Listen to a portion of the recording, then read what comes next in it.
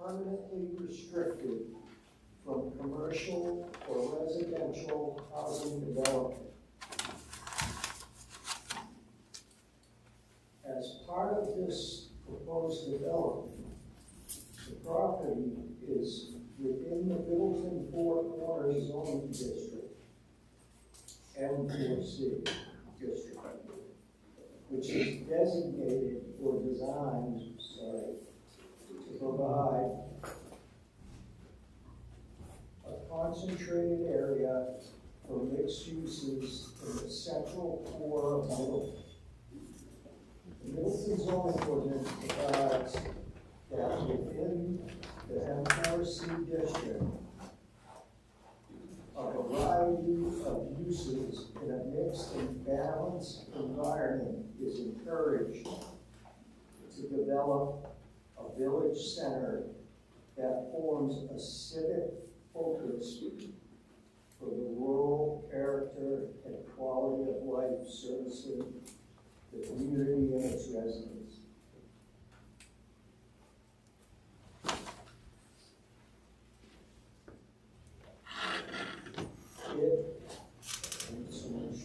It's one of the most important visions and a guiding principle of the Middleton Master Plan to promote development in the M4C district. The applicant is seeking variances from several sections of the zoning ordinance that restrict the number of housing units that may be built within a single structure. Further, out of an abundance of caution, the applicant also seeks a variance to permit multi-family workforce housing in the M4C district.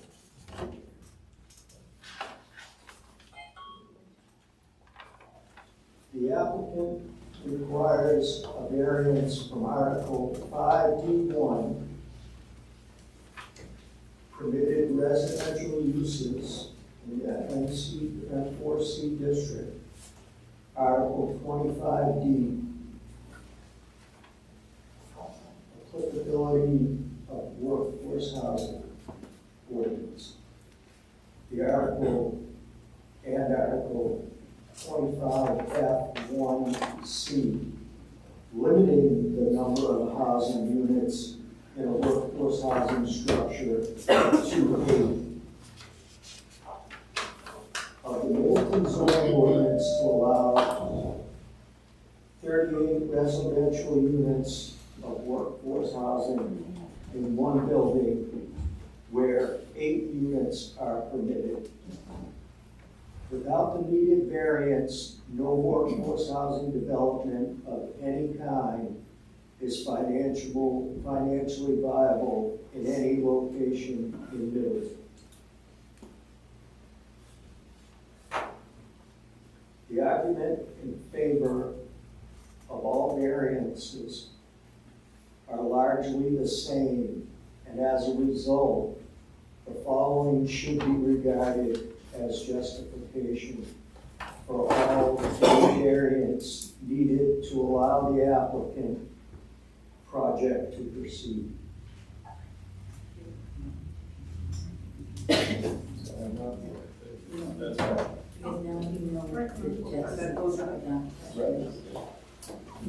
So, yeah, so hopefully everybody gets the gist of, what he's asking for. I should say now that we're going to go through this. We're going to talk with the applicant, and we're going to ask questions. They may ask questions of us. We're going to ask that you guys hold off for your questions, and believe me, once we go through that process, everybody will get a chance to, to speak and ask questions and go from there. Hopefully not want to harm me at the end of it. There's plenty up here, that's for sure. All right. So, I want to start with the questions. Yeah. All right.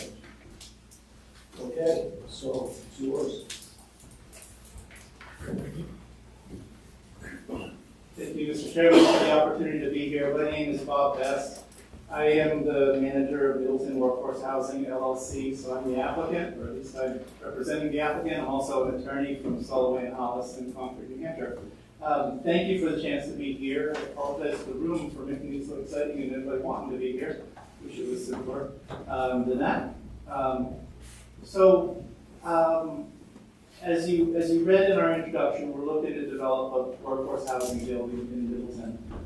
38 units in it. It uses an architectural design that's been used in other cities and towns in New Hampshire. And so we'll show you some pictures of that in a minute so you can see what it looks like and understand how it would impact the neighborhood or fit in with what's surrounding it. And then we're going to talk a little bit about workforce housing, the workforce housing statute, and some of the facts that go along with workforce housing. And then we will also talk about our 5 variance criteria for you to give you all of that. And then hopefully that will answer all the questions, but if not, we were more than ready to be here and answer whatever questions you may have that come our way, as well as potentially respond to answers to questions that come from members of the public who might have questions and want more information. I want to begin with a few handouts that we brought for you that show you a little bit more about the project.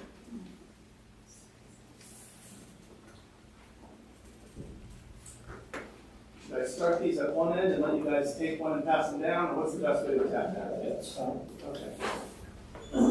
So there's 2 pages here. We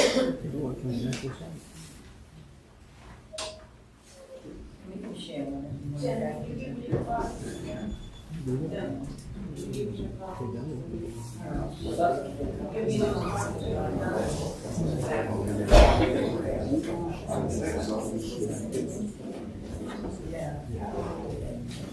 I'll make 9 copies. Is it I'll make 9 copies. The numbers and the extra copies are the board has there. You got some rats? Yeah, you can have one. That looks like an awful nice price. Love that,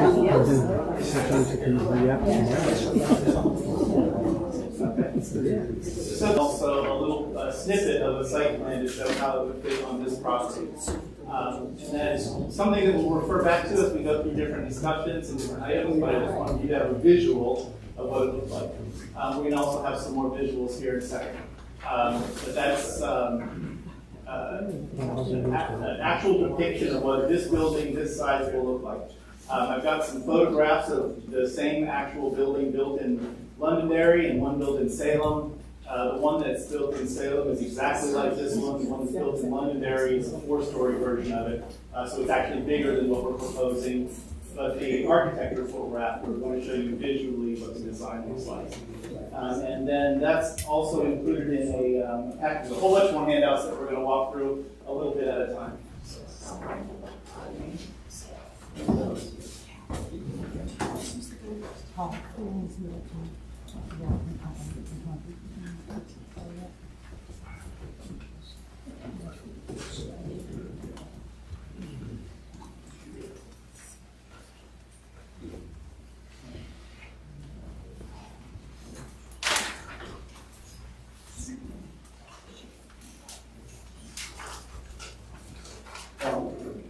Again, I'd like to ask you guys, please, to try to keep the talking to a minimum. It's critical that we can hear everything that's going on. Thank you. Thank you, Mr. Chairman. Sir, if I got a copy of this. So I'll walk you through the pages and tell you what everything is in here. The first one inside the cover, on the cover, is a image that's produced by New Hampshire Housing Solutions for New Hampshire, which is a publication of the New Hampshire Housing Finance Authority. And what you have is a picture of a nurse and a firefighter and a teacher, and it says they can save your life, your children, and be your heroes, but they can't afford to be your neighbor. And that theme, that concept of affordability is what workforce housing is all about. First of all, Middleton needs workforce housing. Stratford County This is a study that's done by New Hampshire Housing Finance Authority called New Hampshire Housing Needs Assessment. And this comes from page 11 and 12 of it. Stratford County will need 1,883 additional rental units by 2023, which by the way was a year ago, and 3,159 by 2040. That's the whole county. This will include units affordable to those below the median income by 2040. Stratford will need 387 units of affordable to those at 81 to 100% of the average monthly income. 755 units at between 51 and 80% of average monthly income. 555 units at 30 to 50% of average monthly income. And 921 units for those below 30% of the area median income. Again, that comes from the Housing Needs Assessment produced by New Hampshire Housing Finance Authority. What you see is hundreds upon hundreds of needed workforce housing units. And so, what is that? What is a workforce housing unit? What makes it qualify for that? To be affordable, housing, including basic utilities, mortgage, insurance, homeowners fees, property taxes, or rent if you don't have a mortgage, must amount to no more than 30% of a household's gross monthly income. That's both in our state's law that we cited that underpins this project, as well as federal law, and that's the definition that's implicit in your zoning ordinance as well. New Hampshire Housing Finance Authority has estimated the maximum gross rent for workforce housing in this area is $1,840 for the Portsmouth-Rochester region, which includes Middleton.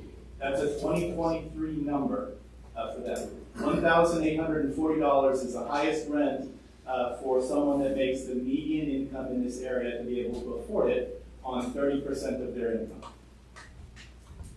Middleton has been identified in a study that I'll cite in a second as one of the 2 communities in Stratford County with the least opportunity for workforce housing, for affordable housing. And I can tell you that one of the things that we did to prepare here is take a look at all of the housing sales that occurred in Middleton in the last year. Quite a few of them are vacant land. Quite a few of them are relatively qualified as workforce housing as being affordable on that standard I just read you. 1 home sold in the last year. Sarah. Who's this? This is published by Zillow. Identify all of the sales in that house. Come on. So, let's see. The study I was talking about before is the SRPC, Seacoast Security, to do community profiles. What is there in town? There are no structures, apartment buildings in Middleton identified in their study that have more than, I think, 5 or 6 units in it. I don't know any that are smaller than that, but certainly none that are large as what we're talking about here, or even more than 5 or 6 units. In a minute, we're going to talk about the economics of building something, why 5 or 6 units versus 38 is so important. Before we do that, though, I want to talk about how workforce housing is frequently misconceived.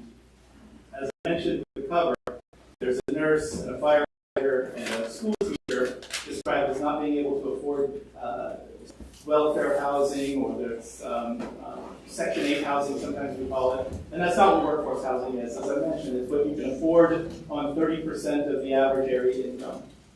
Typical professions whose incomes fall within the range include education administrators, paralegals, accountants, teachers, educators, appraisers, librarians, architects, police officers, civil engineers, and land surveyors, firefighters, foresters, food service workers. That's in the Workforce Housing Guidebook that's published by New Hampshire Housing Finance Authority. Those housed are frequently already community members who seek housing independent from parents or roommates. So those are people who are living in your community already. Your average household income in Middleton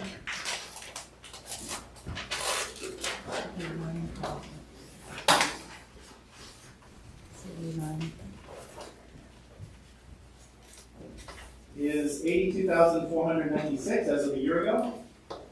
The key point to that number, 82,496, the salary that it takes to pay that $1,846 rent that I talked about before is $92,000.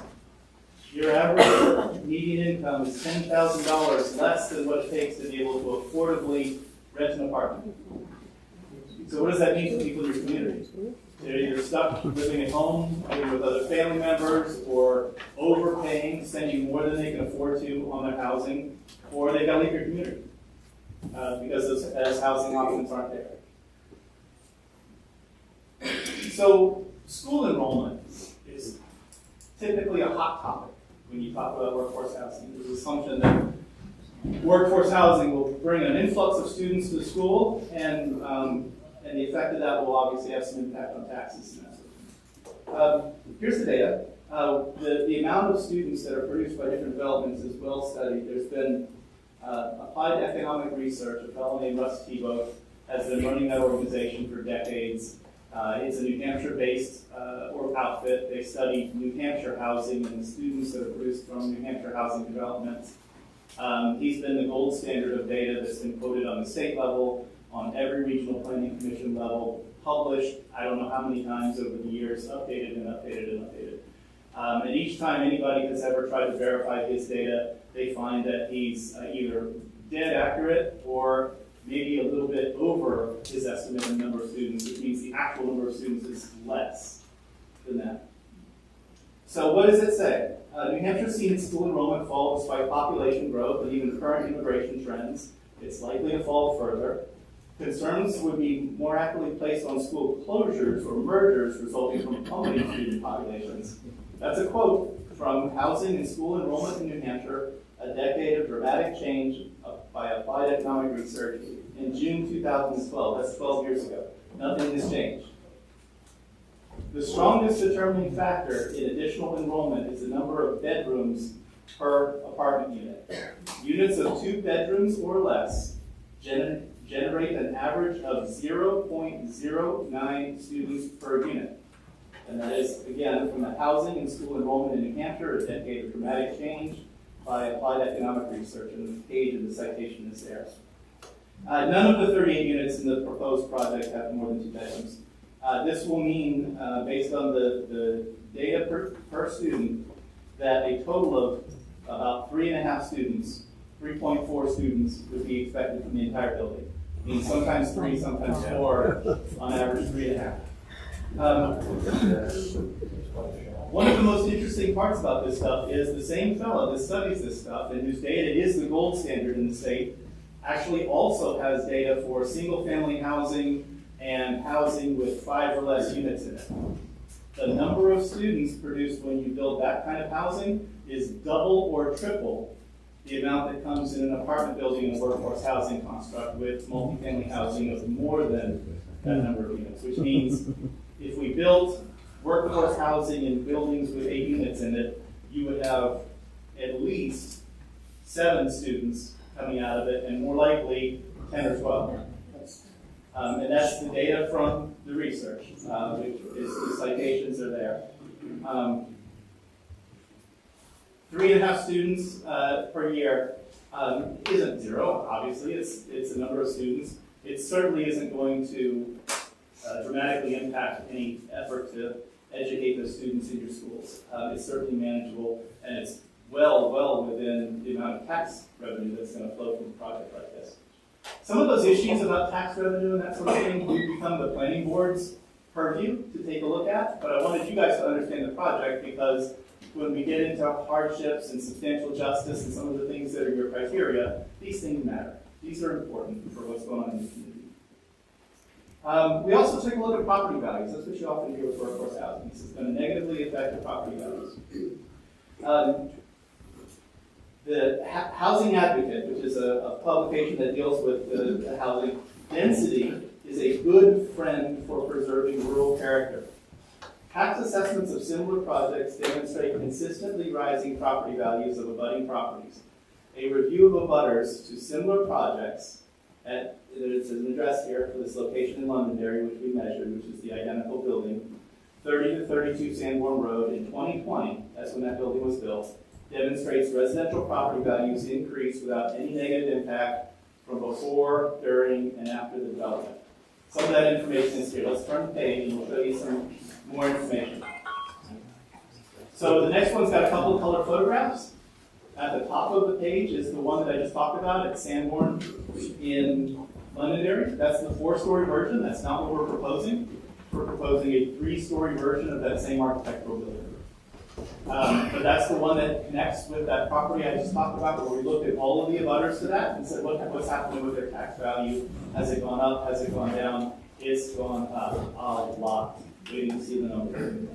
The bottom picture is, to the right side, is the exact way we're talking about here. This one's located in Salem. It's 3 stories by the exact architectural design standard, so you get a sense of what that looks like.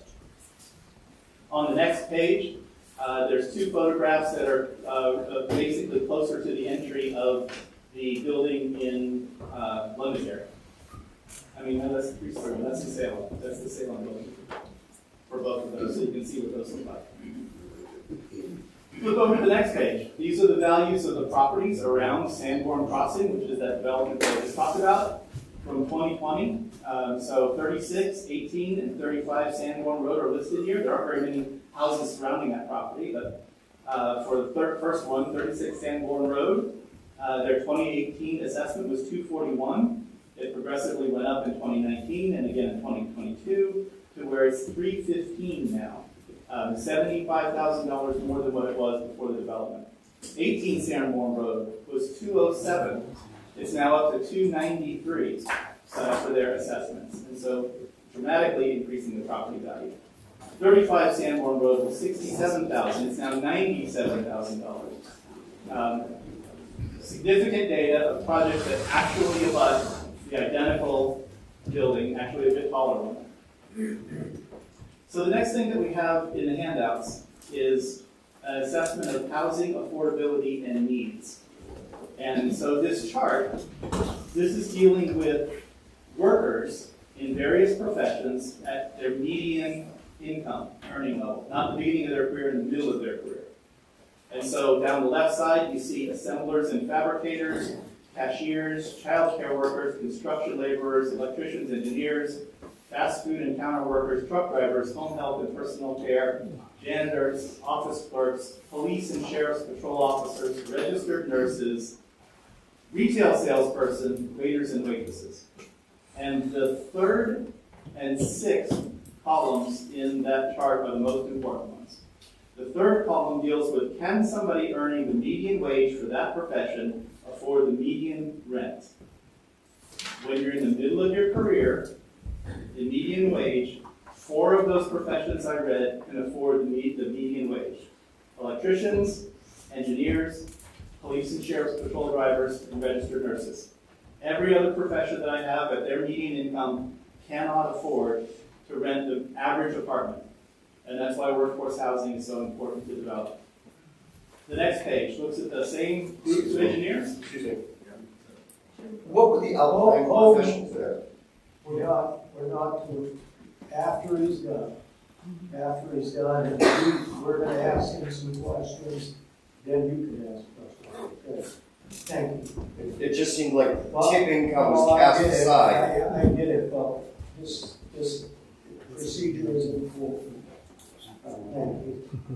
Thank you, Mr. Chairman.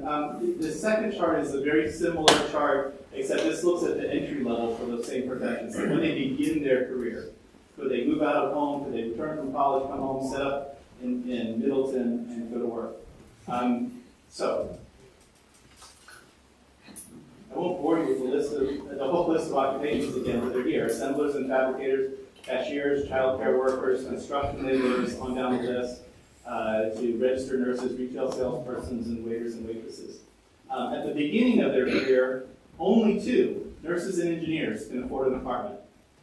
Not one single one of those professions can afford to buy a home at those salaries, which means they need multiple incomes in the family, or they need to share their housing, or they've got to find some option that pays more than 30%, which is the standard for what's affordable.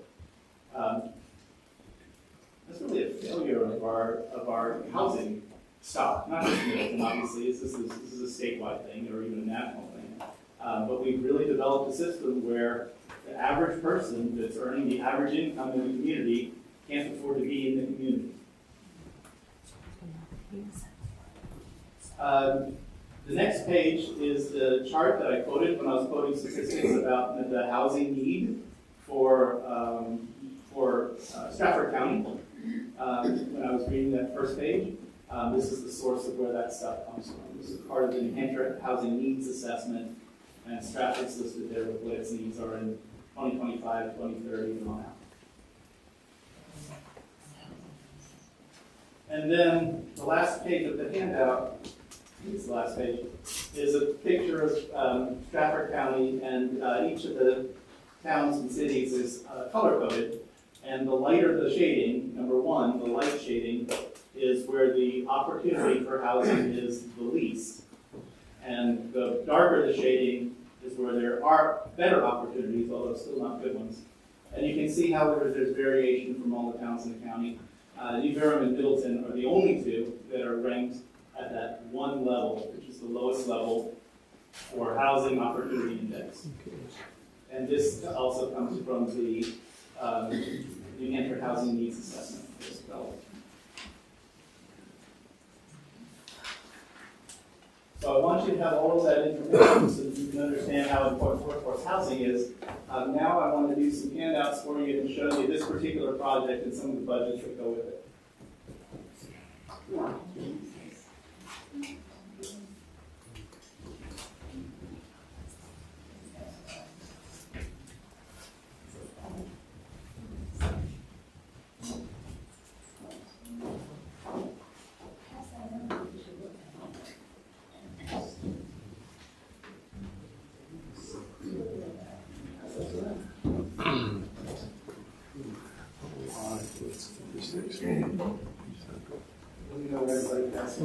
It's median and average, and it's the same words.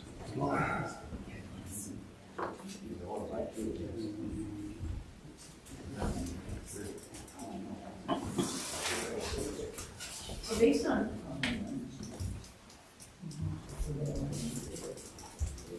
I don't mind the questions if you want them. No. Okay, so what did I just hand out to you?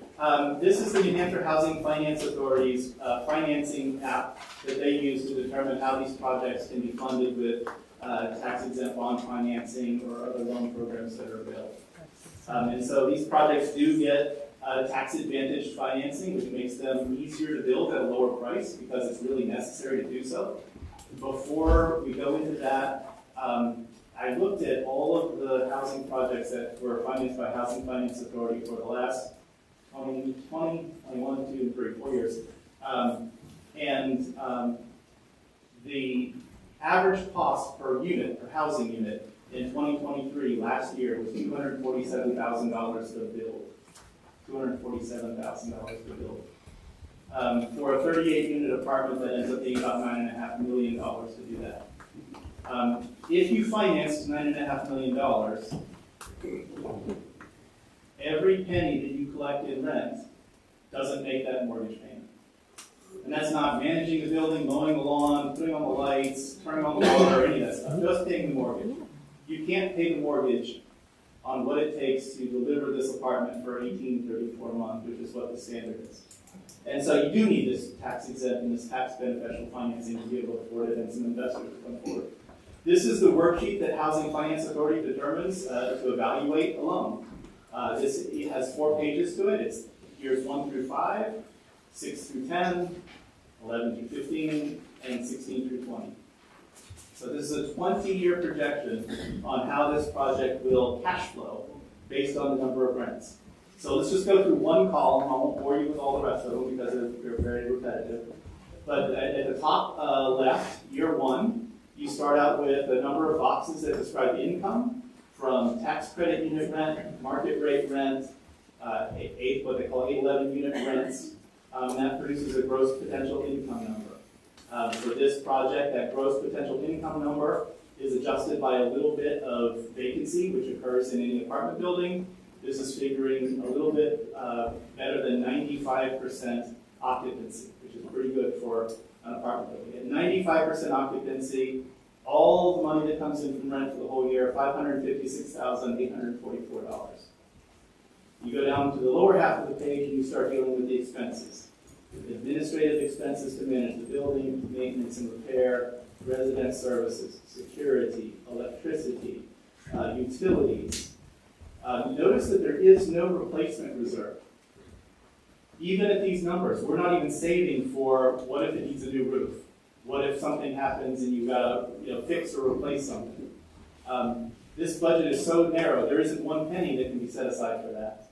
And even so, as we go down, real estate taxes, other taxes, insurance, other costs. Your total operating expenses, $365,000 odd, which gives you this idea of a net operating income of $191,746.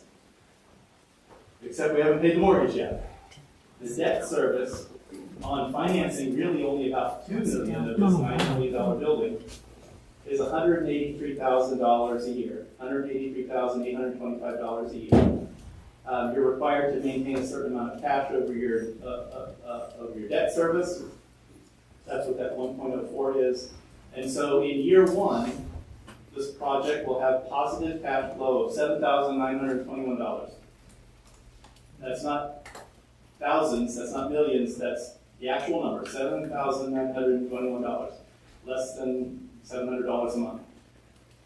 As you go across the bottom line, across the pages, look at the $8,000 in the second year, $8,100, $8,150, $8,000 in year 5. It goes in year 6 through 11, you've got bottom line numbers of $10,000, $13,000, $16,000, $18,000. This is a $9 million investment, and the investor is going to return $21,000 in the 10th year from all of their investment. And it goes on year in and year out. Before you get to year 20, you finally start setting aside an operating reserve for what happens if you have to replace the roof, or if something breaks, or if something gets damaged, the boiler goes out, something like that. And you finally got a reserve. That's how razor thin the budgets are on these projects. $8,000 in the first 5 years, not even up to $21,000 total projected cash flow in the 10th year of operation. All of the 10 years projected cash flow for all 10 years combined, $121,590. That's all the return that you're going to see from running this building, and that's with all of the advantage financing that you can get in the world. Now, let me show you what happens if you take away just one apartment. Make this a 37-unit building instead of a 38-unit building.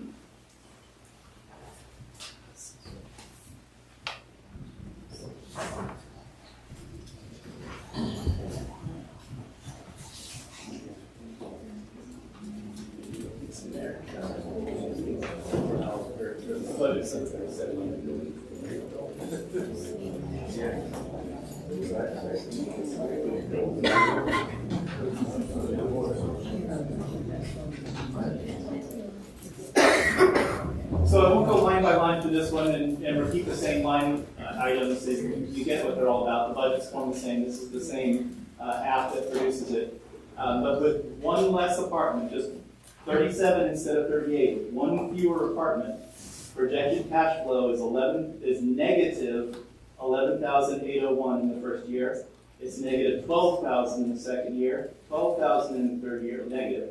Negative 12,000 in the fourth year, negative 13,000 in the fifth year. How far out do we have to go before we have any positive cash flow in this building? I think it's year 12, when it finally turns positive just for that year. It didn't earn back all those lost years, but in year 12, positive cash flows $1,894. I think over all, the first 10-year period is a loss of $96,000. All 20 years are a negative $242. That's with 37 units. If you went down to 36 or 35 or 34, and you get down to the numbers where your zoning ordinance permits, which is 8 for workforce housing, there is no way to deliver any workforce housing in Middleton at 8 units without some variances. Can't be done. You're required to have reasonable opportunities to supply workforce housing. And in some regards, this project does provide an opportunity to begin to provide some workforce housing and to begin to have at least some ability to say, we've provided at least some share of it. Each town is required to provide its fair share. Those are the words of the statute. Doesn't tell me what fair share is, doesn't tell anybody else. But obviously, fair share can be done. It's got to be some. And this would allow you to at least have 38 units to begin to have some workforce housing in town that complies with the statute, which requires every town to do it. And so my intention is to come here and be positive and tell you about the benefits of this, but in reality, the town's in a little bit of risk as it sits today without having any workforce housing or any viable way for workforce housing in town. You could check that box off by moving ahead with this project and at least have some workforce housing moving ahead in Middleton, so that if people are comparing you to the statute and saying, well, how are they doing? Have they done their fair share? You at least got some answer. And so there's some benefit that comes with that. Let's see. One other handout that I brought. I'll give this to you. On the question of tax value, I know that I gave you the project where I looked in Londonderry at the neighboring building and what happened to the houses around it over the years, a couple before and a couple after. I wanted to go a step further with that, and so what I've got here is a letter from Stephen DeStefano, who is the owner of Century 21 Circa 72 Realty. It's a long-standing realty office in Epsom and Concord. Steve has been practicing for 39 years. He's been operating Century 21 Circa 72 for 35 years. So let me pass this along to you guys so you have it.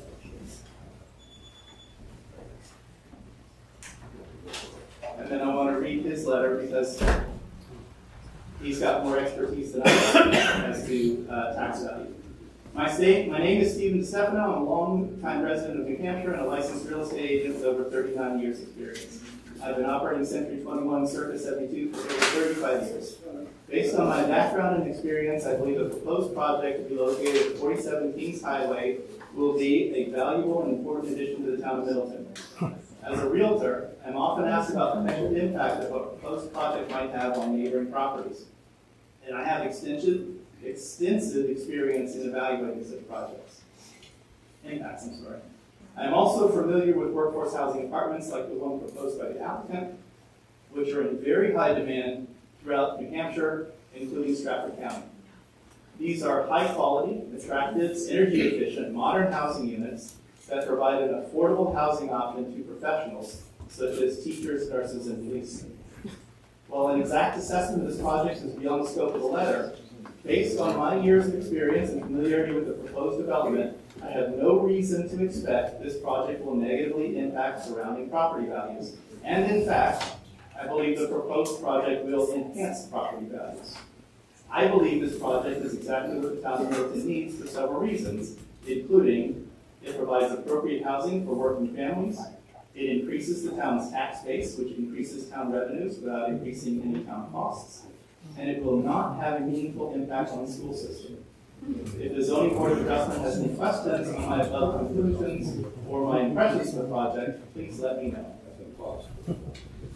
Let me also say that a lot of the information that I gave you earlier from New Hampshire Housing Finance Authority is intended to bring the research studies, the actual facts for you to see. But those agencies, I can't invite them here, but you can. If you wanted to hear from them directly, they could provide direct information to you. They're not permitted by their organization to come to speak on behalf of applicants, but they can serve towns in terms of providing you additional information if you had any questions about any of the information that was provided. And so they asked me to make sure that you heard that. George Regan was the principal fellow who provided me most of this information. Jim Minahan's another one over there at New Hampshire Housing Finance Authority, and they're glad to have the questions. They were actually quite helpful in helping me identify and locate a lot of the data that we talked about here, which comes from a lot of their research and a lot of research that they funded through the Housing Finance Authority. I went through all that work to do that though, because I knew how important it was for you to have facts. An applicant can come and stand here and say, it won't do this or it won't do that, but what you really need is facts, and that's what they have is facts. And so I wanted to make sure that you had that. Okay, let me look through my things really quickly, and I think that I want to talk about the 5 variance criteria at this point.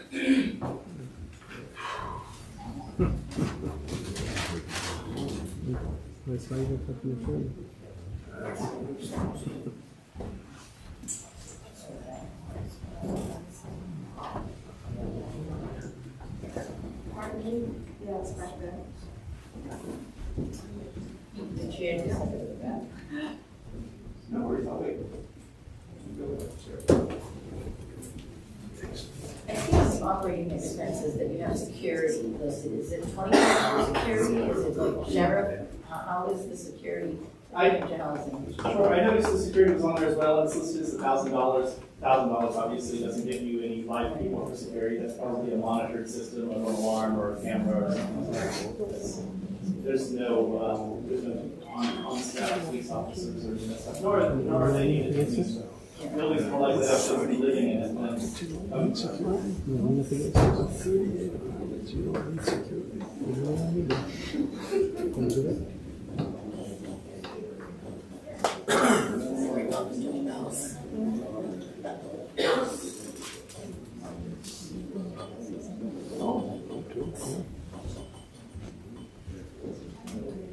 While the gentleman's looking through his paperwork, I'd like to mention Kelly Benedetti, 20 Pinkham Road. I am pretty much the only direct abutter.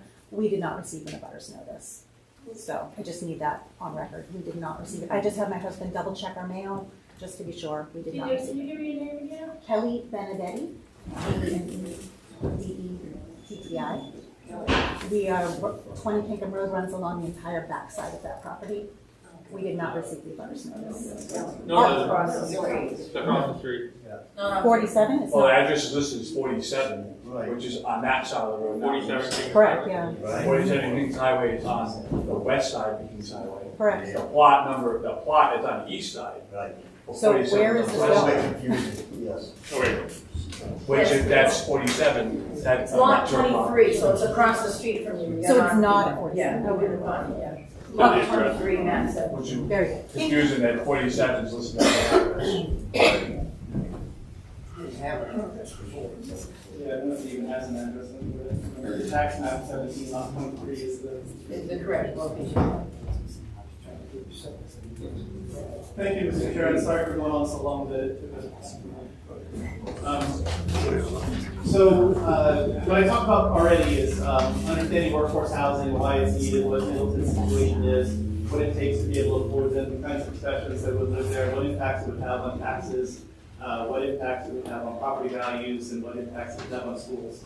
I wanted you to hear all of those things because those are a lot of the things that neighbors are typically concerned about when there's a proposal of any kind that comes before a planning board or zoning board is, how does it impact me? So we were trying to make sure we thought through all of those things ahead of time and provided you with some information about it.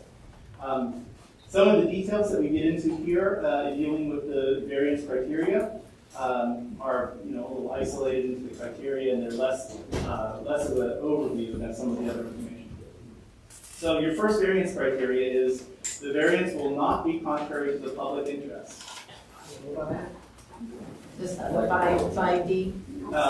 This is your first of your variance criteria. I'm reading from my attachment, but I think it does come from 5D. 5D.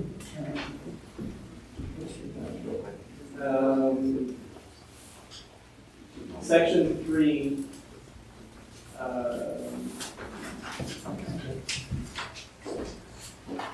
If anybody has a zoning book, these are pages 61, 62 of, I see what it is. I followed the order that they were in the statute, and your variance application has them ordered differently. So it is 5D in your application, correct?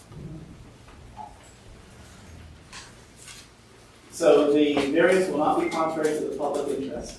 The public interest in increasing the stock of affordable workforce housing is clear. It's really undisputable and it's overwhelming.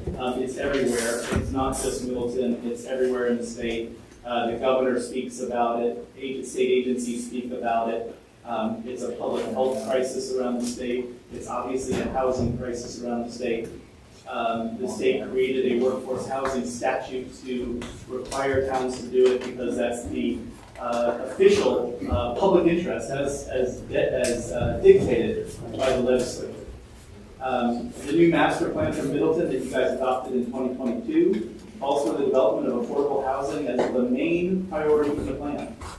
The interest is reflected in the Middleton zoning ordinance, state statutes like RSA 674 and federal law. The Middleton zoning ordinance has a stated objective in the provisions for workforce housing that says the purpose of this section is to provide reasonable and realistic opportunities for the development of multifamily and workforce housing within Middleton. That's Article 25A of your zoning ordinance, which was adopted in 2017. Without the variance, it is unreasonable and unrealistic to develop workforce housing in Middleton. I showed you that. I showed you what happens if you do one fewer apartment in a building like this. If the thing is negative and doesn't have any economic value. To our knowledge, there is no workforce housing in Middleton or any surrounding towns, nor will there ever be workforce housing in Middleton unless variances like the ones we seek are granted. Workforce housing, by definition, must be affordable, and there's no way in the modern economy, with the cost of construction, land, and the like, to build workforce housing that is affordable unless every efficiency is maximized. To that end, it's absolutely consistent with the public's interest to grant the requested variance to allow workforce housing. On the other hand, there's no discernible public interest in demanding small, unaffordable multifamily development limited to 8 units per building, and there are no plausible public health, safety, or welfare concerns that come from a larger building. Your zoning ordinance, by the way, does include a small density bonus for certain things that could get you to theoretically 9 or 10 units per structure, but even those numbers don't come close to what's economically viable. The second variance criteria, in order that the statute presents them, is that the spirit of the ordinance is observed. The spirit and intent of the ordinance is observed in 2 ways. First of all, the ordinance it intends to preserve the rural character of Middleton to the greatest extent possible. The applicant's proposal is the smallest possible workforce development project, and therefore it does preserve the rural character of Middleton to the greatest extent possible. Further, the proposal would allow Middleton to see its very first and only workforce housing development, which the zoning ordinance indicates should be reasonable and realistic in the town. The second avenue for the application to meet the spirit of the ordinance lies in the development restriction preventing commercial or residential housing development on an additional 20 acres in conjunction with the workforce housing project. That was part of, Mr. Chair, when you read the introduction, what we had said is that our project is on about a 5.7, it's actually around 6-acre parcel. An additional 20 acres on a parent parcel associated with this one will be permanently restricted from development in the way that's described in our application. And that obviously helps to achieve the spirit and intent of the regulation, which is to avoid a lot of overcrowding from building things on one small lot without any open space. Okay, sir? Yes, sir. Is there any people a little bit louder? Oh, of course. I'm sorry. Okay. Thank you for the reminder. Okay. By including a significant amount of restricted land, the overall development will functionally have the density that the ordinance seeks, with the development clustered in one building. This approach will preserve the greatest amount of undeveloped domicile space. In 2008, the New Hampshire legislature determined that the state has been experiencing a shortage of housing affordable to workforce households, which presents a barrier to the expansion of the state's labor force, undermines the state's efforts to foster and produce a self-reliant workforce, and adversely affects the ability of many communities to host new businesses. That's published in New Hampshire Laws 2008, Chapter 229.2. In response to that finding, the legislature adopted RSA 674-58, which is the Workforce Housing Act, to provide municipalities with the maximum flexibility and exercise the zoning powers under RSA 674, consistent with their obligation to provide reasonable opportunities for the development of workforce housing. Precluding the economic viability of workforce housing projects is in direct contradiction to the statute, which says, providing a municipality does not meet its workforce housing obligations where ordinances would render such development economically unviable. This variance not only observes the spirit of the ordinance and the spirit of the state law, but is eminently necessary to fulfill it. The third variance criteria is that substantial justice is done. Substantial justice is done by granting the ordinance granting the variance because such a decision would facilitate needed essential workforce housing where there is none in the market and is listed as the main priority in the master plan. Failing to grant the ordinance would be an injustice because no workforce housing is feasible under the ordinance as written under any circumstances. As indicated above, there is no discernible public benefit or gain from denying the variance and enforcing a regulation which effectively bans workforce housing from Middleton. Even aside from the question about workforce housing, there is no discernible public interest in restricting multifamily development to 2 small 8-unit buildings. Such a development is environmentally unfriendly, it's costly, it's sprawling, and it's less attractive. The fourth variance criteria is that the values of surrounding properties are not diminished. Granting the variance will vastly increase surrounding property values. You've heard that from the opinion of Steve DiStefano, the realtor, and you saw that in the data that we provided from a similar development. The applicant proposes a multi-million-dollar architecturally pleasing, desirable apartment building.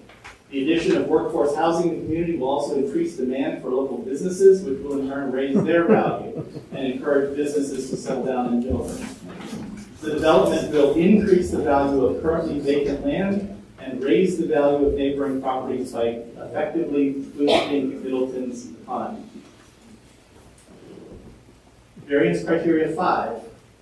Literal enforcement of the provisions of the ordinance would result in an unnecessary hardship. Literal enforcement of the ordinance effectively prohibits workforce housing in Middleton. To be clear, there is no possibility of constructing workforce housing on any lot in Middleton in compliance with the ordinance. Construction costs are far too high. Interest rates are far too high. The cost of land and labor are far too high to complete a project and deliver affordable housing in compliance with the ordinance. Again, that target price to deliver housing is $1,846 a month. That's the maximum possible rent. Actually, I think this project is aiming for something more like about an $1,100 or $1,200 rent, although that could be in flux as who knows what happens with more costs.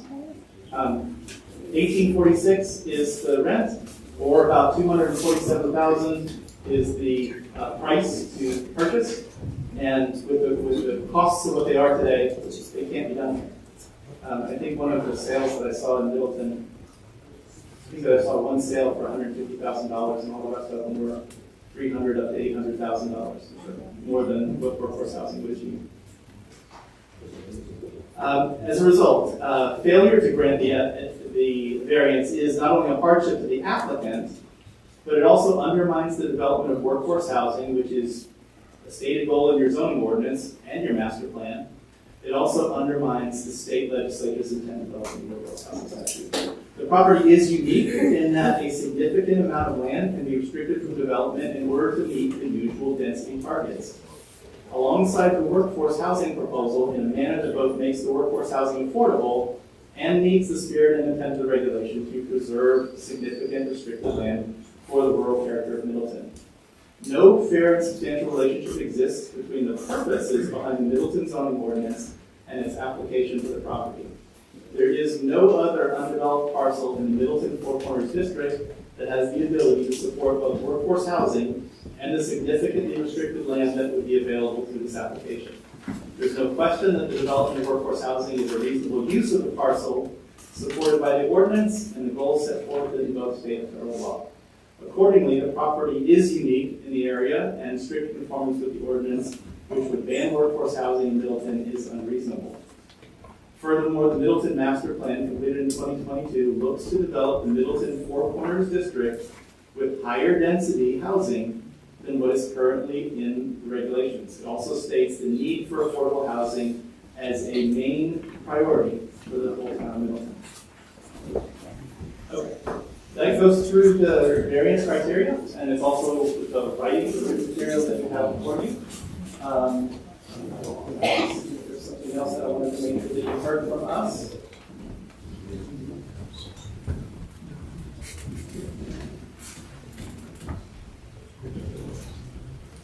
So, to reinforce the information that I provided for you on the number of units in building, what makes it affordable and what doesn't, I looked at all of the workforce housing projects that had been financed by the Housing Finance Authority over the past couple of years, and what you see is 48 unit building, 2 by 42, 34, 39, 2 24 unit buildings, 3 30 unit buildings, 42, 71. All of these are so far above the 8 that's permitted by your ordinance. There's not been anything constructed and financed by Workforce Housing Finance Authority that even comes close to complying with your ordinance. That's what we meant when we wrote in our application, that without some form of variance, there just is no way to build workforce housing in Middleton.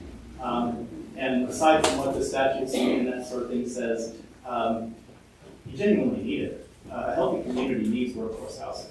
You need to have the ability for people who grew up here and are ready to leave the nest and be able to afford someplace to live. And so that's what makes it really important for Middleton to consider permitting a project like this to go forward as a step towards achieving some workforce housing. With that, I'd be glad to answer any questions that you have and or sit down and let the public. I think we're going to take a few minutes and go outside and speak amongst ourselves with our council. Okay. All right. So if you guys could give us 5 or 10 minutes and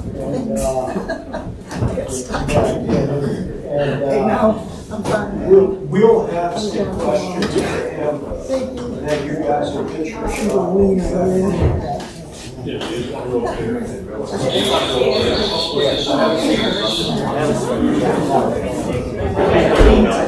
we going to take a break? They want to speak amongst themselves. We gotta go? No, they're going to go outside to another location. Okay. So hard to say, upstairs, but I don't know if it's going to so everyone, for them to go upstairs.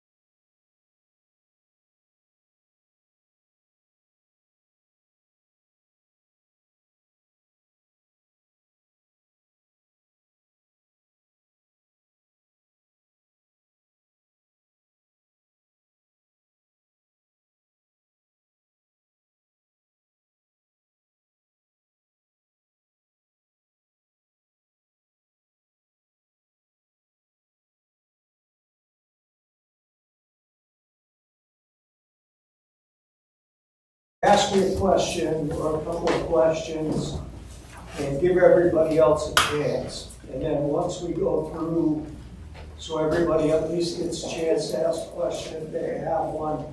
If somebody has another question afterwards, we'll take whatever time's needed and get to everybody. Just do it like that. I think that'd be the best way. You guys have been great so far.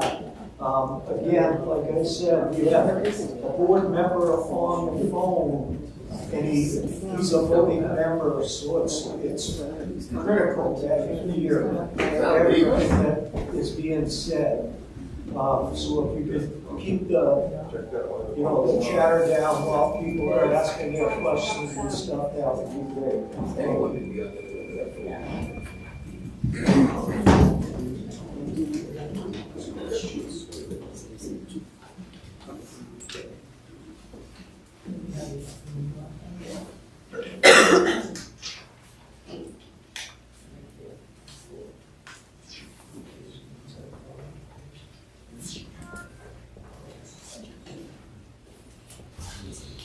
So I'm gonna ask the first couple of questions here.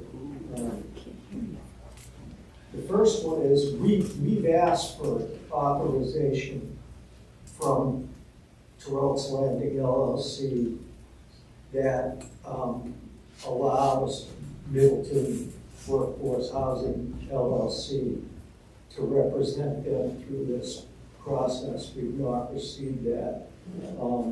Could we get something as far as that? We'd like some sort of formal authorization for Middleton Workforce Housing to be your representative or your organization's representative. The second one is the 5.7 acre property a separate lot? Or is it intended to become a separate lot? Intended.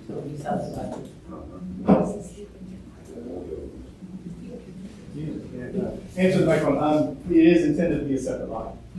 Or become one. The planning board would handle that once the variance is granted. Now this one, what kind of restrictions are proposed on the 20 acres? What is, I know you've said that there'd be no more commercial building, whatever. I mean, is it gonna be a year down the road, you could decide to forever. put a miniature golf course in there? Probably will be part of the golf course. So, There'll probably be some of the greens and things like that. That'll never be. so it's really not a 20 acre lot, it's designed to let the public frolic out there and do whatever they want or anything like that. He needs to stand up. Yeah, we can't hear him. Most of the property is in current use. Just on. It's on. I think that the intent is because the zoning ordinance would allow that number of units if we had 5 lots, right? So 4 more lots is 20 more acres. That's the intent, to follow the intent of the law. Because if the rub in the zoning ordinance is that you're taking putting too much density in one spot, we're using that density by restricting 20 more acres. 4 more lots worth of acreage is what the equal. If somebody came in and wanted to do the same number of units, it would take 5 lots. So that's the first Right, one. well, you'd be paying a different tax rate on those 5 lots if there were 5 units on them.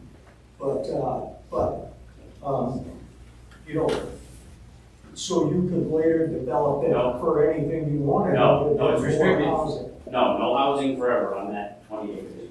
No more housing, no more residential or commercial housing at all on that 20 acres. All right, Jim, do you want to add one? Can I ask a question?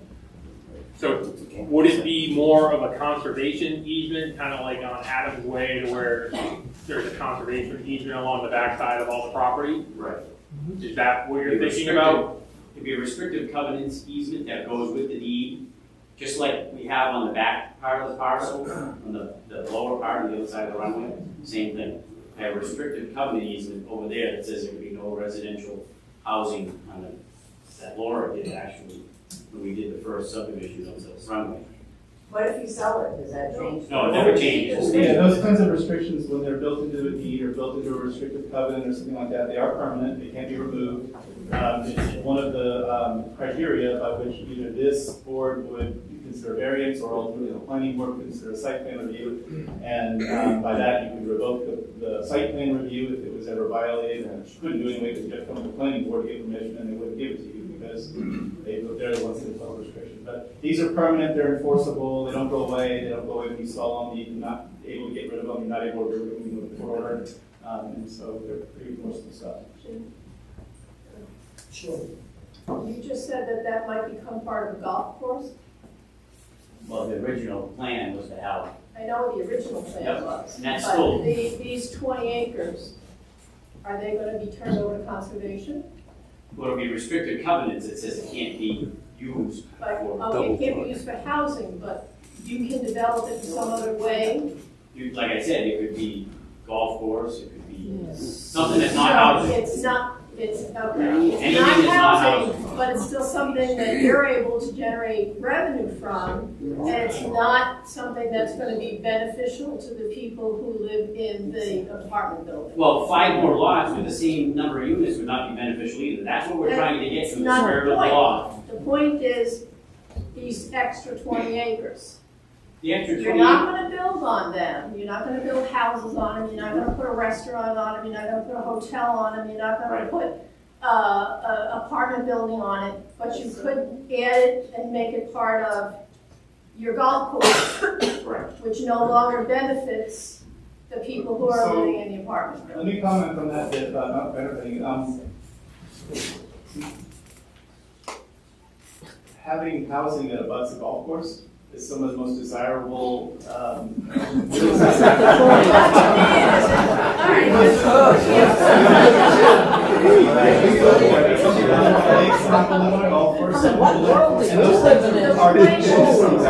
The point is, this is not gonna be undeveloped We property. didn't say that. It could be property that could be developed for another revenue source for the property owner and will cause more traffic to the people who are living in these buildings. Suddenly, there's all these people playing. I've stayed in hotels where they're on a golf course. I don't care. I don't play golf. I yell out the window, "Go chase the ball!" But it doesn't do anything to me.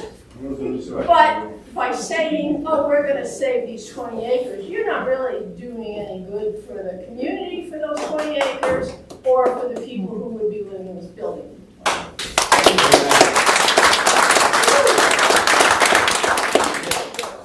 But the spirit of the law is you want 8 units per lot, right? And this covers that spirit of the law because you've taken the same number of land, the same area of land that you could take that same number of units and put it in that, and you're not gonna have any housing in it. So you've covered by the law, the spirit of the law.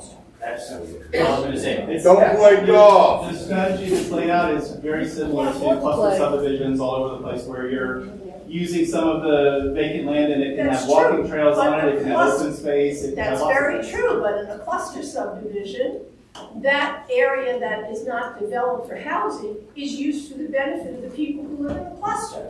Sometimes, That's common area for those people. A golf course is not common area for people who are by. Or for the rest of the community.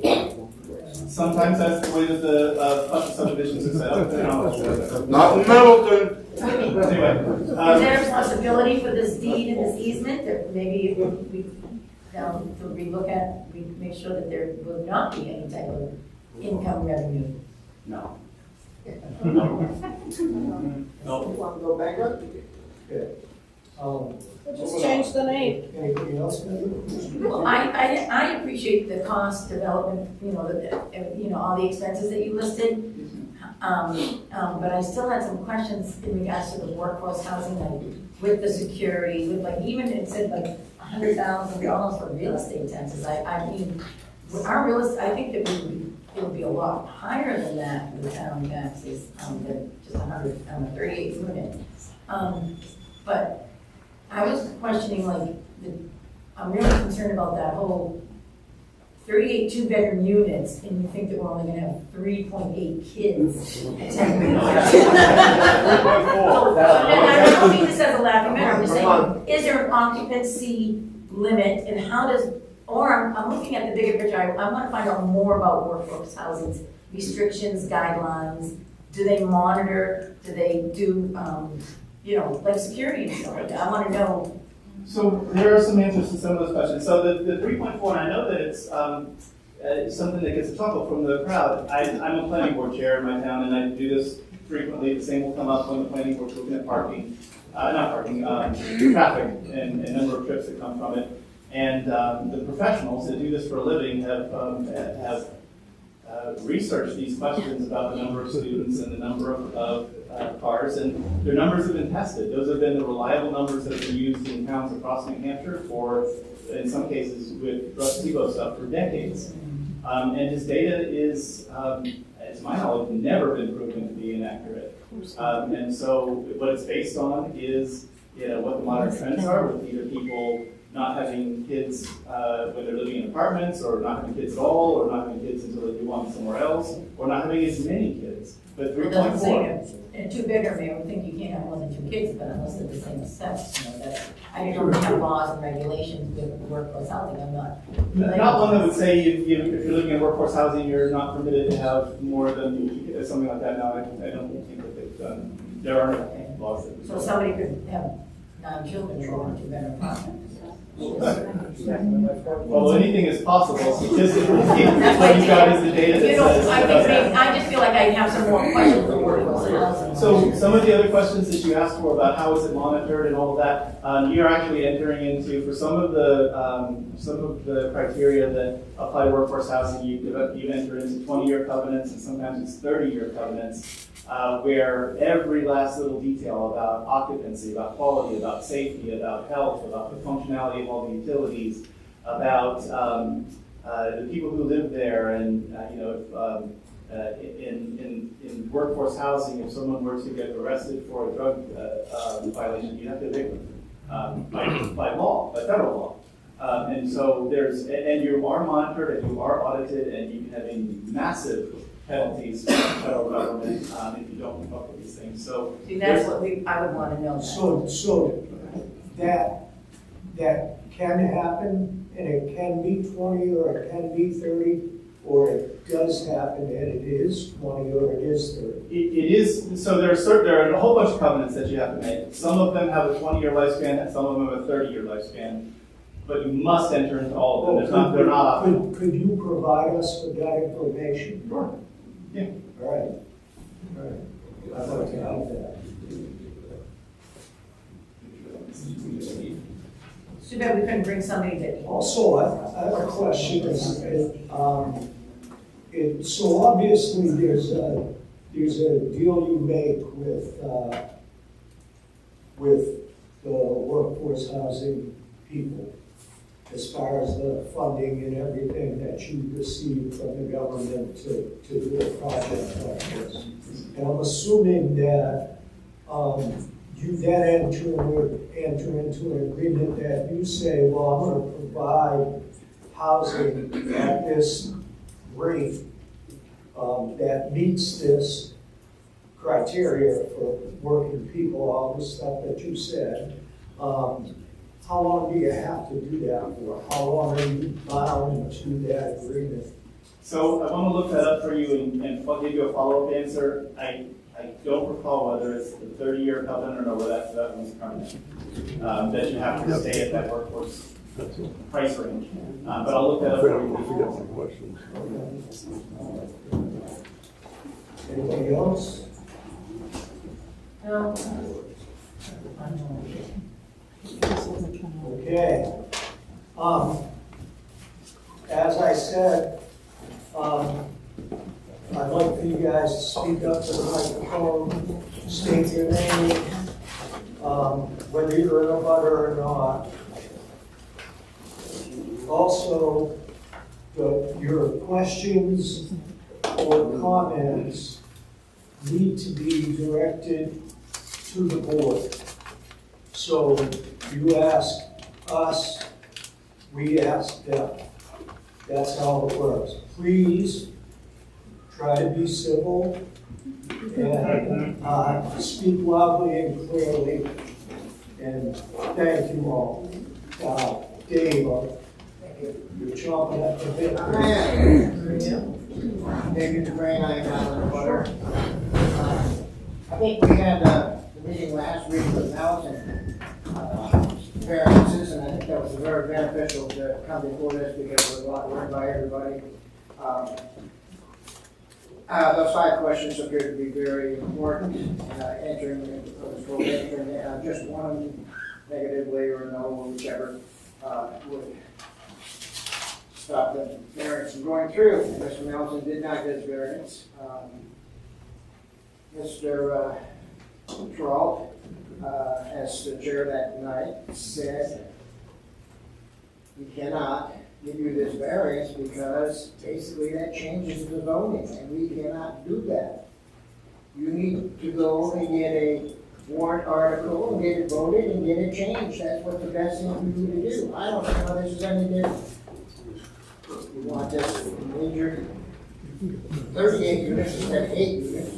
You're doing away with what we intended for the 4 corners here, of keeping it rural but compact, you know, and 20 acres in the back is not keeping it rural. You're making it a golf course. You know, I don't see how that's, I think that's a no right there. The other question being is how is it not against the public interest? I think a show of hands will show you that it is against the public interest of Middleton and the residents and taxpayers, maybe not to the state, maybe not to these people who are sitting there, but I mean, there's 2 no's right there as far as I can tell. And, you know, you only need one. Keep it going. That's big, sorry. I shut my phone off, but that's an alarm. Take my medicine.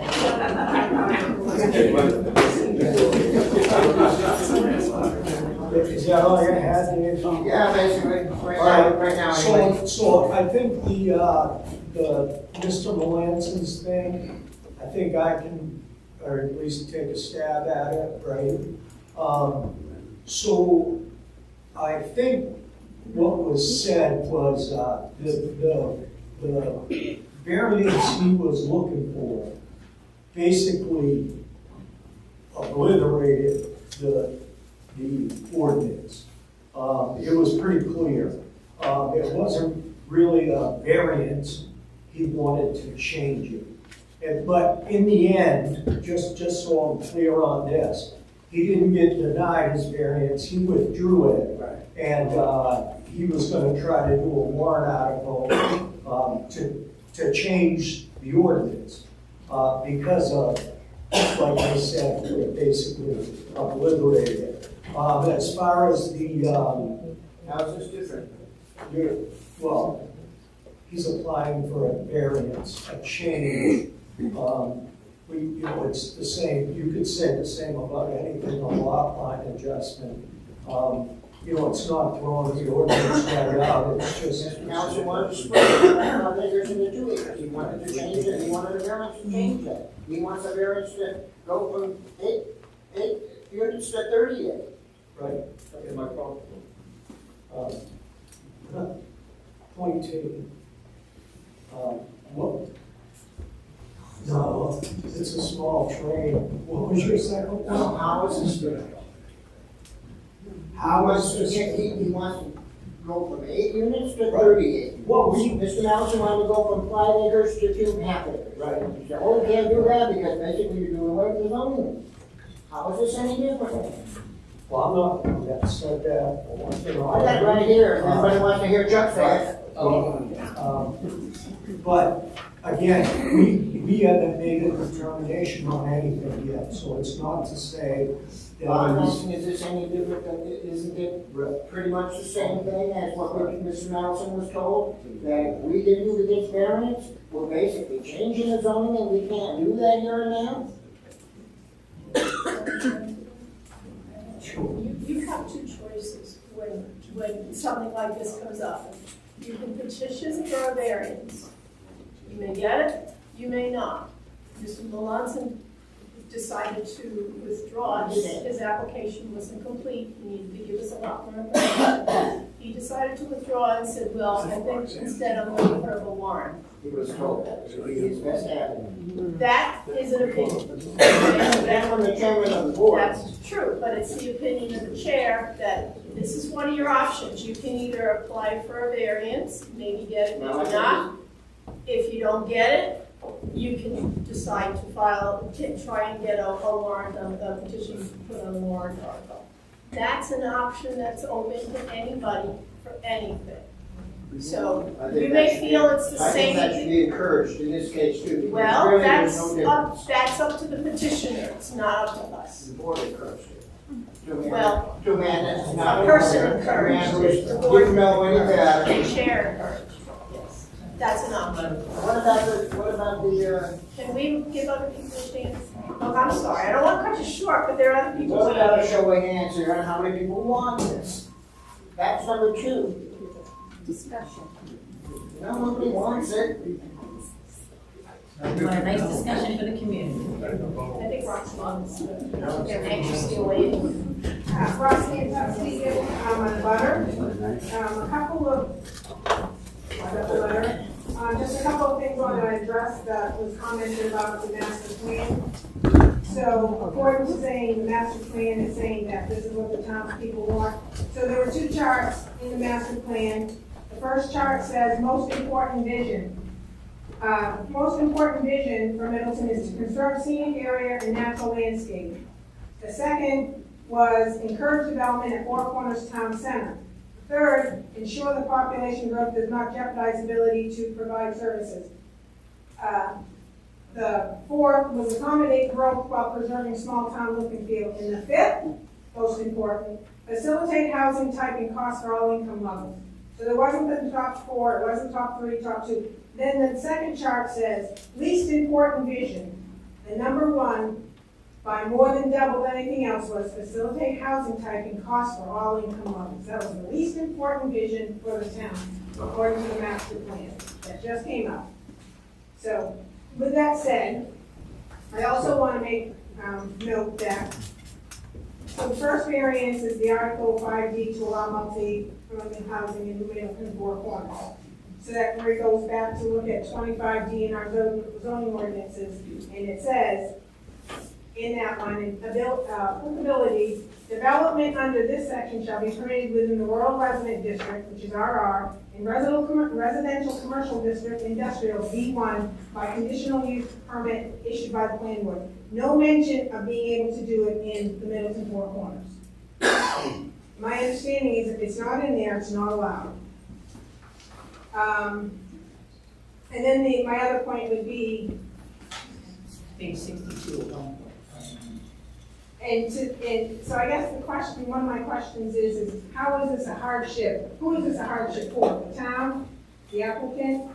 I mean, as a resident here, a hardship is, to you if you can pay your taxes or not, and a lot of people can't. But I mean, the hardship is not for me to worry about if he can build a building and about being able to put people in it.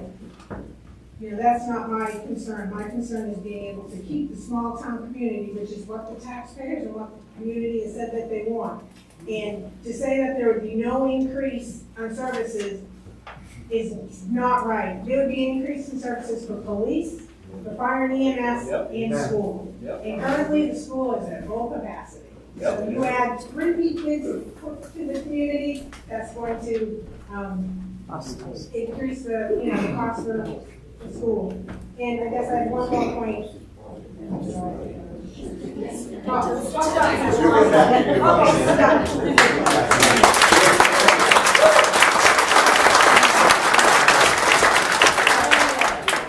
Good evening. John Hutchins, and I'm not in the butter, but I do own some property in this town. I want to make sure I heard it right. Were we just told that there is no workforce housing in Middleton? Okay. Remember, I own some property in town. Okay. Second, as part of the presentation, Middleton was compared with Londonderry and Salem. I would ask anybody that knows, I happen to have the answer. What's the population of Londonderry? What's the population of Salem? What's the population of Middleton? Okay?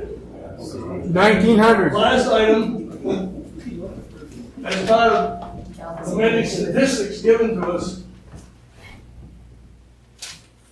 is the percent of know the difference between median and average. All right?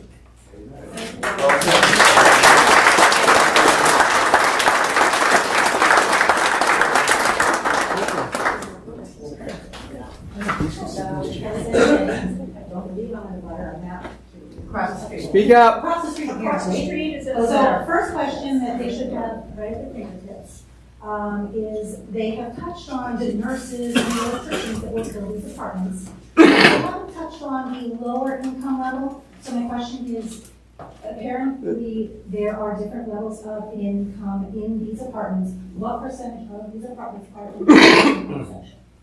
30%. Depending on the paperwork that you sent us. Oh, well, I saw 30, okay, I saw 30% of income, of median income, so it would be 30% of the units that are both below income, is that correct? I could, that's why I just want to be sure. when I read it. I just want to be sure, because it's 30% of median income.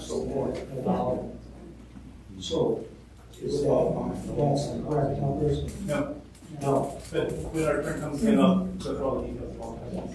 So it's 0 to 30% of median income, meaning people who make 0 up to 30%. So you're people who are completely unemployed, on disability, things like that. I want to know how, and I'm sure you know, but how many of these units would be going to that section?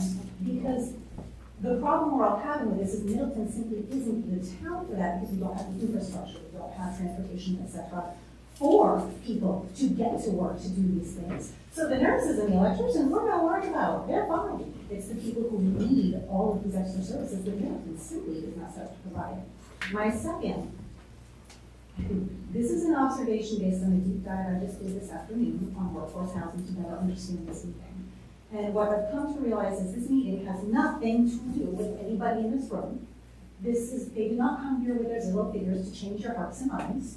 They came here as the first step in the legal battle of they first need to come to the municipality, explain to you why you need workforce housing, which he did very eloquently. He explained that there's no workforce housing in Middleton, this is the needs of the state, etc., etc. He has fulfilled his first requirement of proving that Middleton needs workforce housing. Now it's in your court.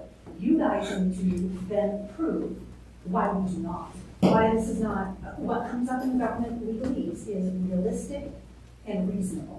We need to prove as a town that this is simply not realistic or reasonable for this. Here's where it gets tricksy. If you guys miss dotting an I, crossing a T, if you miss a date for a document, if you do anything that lets that all drop, he then gets awarded builder's remedy. This is coming directly from the government documents that says they can now build their project with no further input whatsoever from the town boards or us. And I just hesitate, Terry, this is our attorney's right beside me. So believe me, we're well aware. You're well aware of the fact that if Yes. we drop any balls, Yes. he can go and build whatever he wants with no say from anybody in this town. Yeah. So that's why a lot of us were grumbling during all the facts and the figures, because we're like, we don't care about this, why is he talking about it? That was simply the legal step he needed to take to prove that we need workforce housing. That's nothing to do with you guys, he knows he's not gonna change your laws. He has now established it, it's in our court.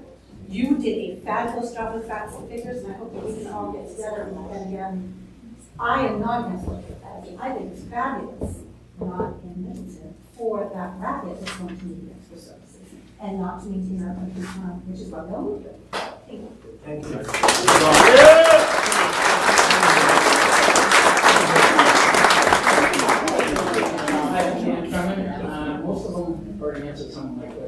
I guess my question is, the representative here, he said that Middleton has a high rate of selling homes and stuff. The problem is, most of the homes are the people that have either died or they can't afford to pay their taxes. Yep.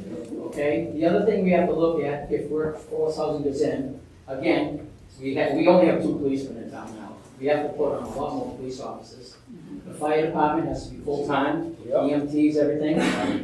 We have to buy a new fire truck. We need to buy a ladder truck now. I mean, the taxes are gonna go crazy. The school is at its limit. True, nobody can fit there. I mean, I think we're gonna get a generator for it finally. But we have to build onto that. And we don't really, that's gonna cost us a lot of money. Our taxes right now just went up crazy. So, I mean, I'm retired, and it kind of hurt me. It hurt my kids and stuff too in town. I'm sure it hurt a lot of other people in town. But I mean, most of this town is elderly, and the houses that are selling are young people coming back into this town to try to make a living. The other thing is, he's saying, well, he said about with Londonderry and everywhere else. Yes, they have plenty of industry, they have plenty of business and stuff. We have Middleton building in the Prezios. Who knows if the Prezios is going to be open much longer because they have that new dealership in Rochester. I mean, our tax base is going to go nuts. I guess that's all I have to say.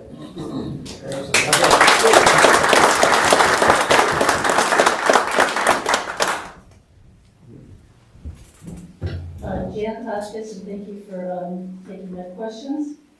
First of all, John and I are President and Vice President of Hotchkiss Property Management. Those of you who know us, we've been in Middleton since 1986, retired in 2010. We are your workforce, we are your teachers, we're retired teachers. We recently sold our own house at 37 Dudley Drive. We sold it to teachers, workforce housing. Hear me, please. We sold 27 Dudley to someone who works for as a machinist, and his wife does computers. Workforce housing. It already exists, and we have about a dozen rental houses, and we have our rents, and none of the rents are $18.46 a month. They are less. Workforce housing. Please work with me, please. The sources cited were Century 21. Century 21 in Concord is probably very good for Concord, but I'd like to hear from some of the local realtors. I see signs on Bridge Road, going down Bridge Road, there are 2 houses there. I'd like to see those realtors come in and say what the impact would be on my community that I'm so vested in, and I came here because it was small, and I love it. Zillow, let me tell you about Zillow. Zillow embellishing, okay? So there's Redfin, and I am not a realtor. But don't rely on one source as the gospel.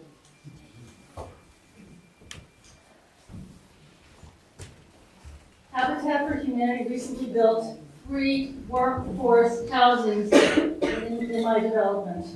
Okay? They are wonderful people, and I was just exchanging some comments, with a neighbor. Okay? Wonderful people. They've had to be vested in, building. That is workforce housing. The faulty assumption is we need it, and I'm telling you, we already have it. This is a moot point as far as I'm concerned, and it is a slap in the face to the residents of Middleton. We have it. We have 1,800 full-time residents. That does not mean we have 1,800 houses. A family can have 5 or 6 children in a house, or 2, okay? So I don't see the need for this proposal. Thank you for your time.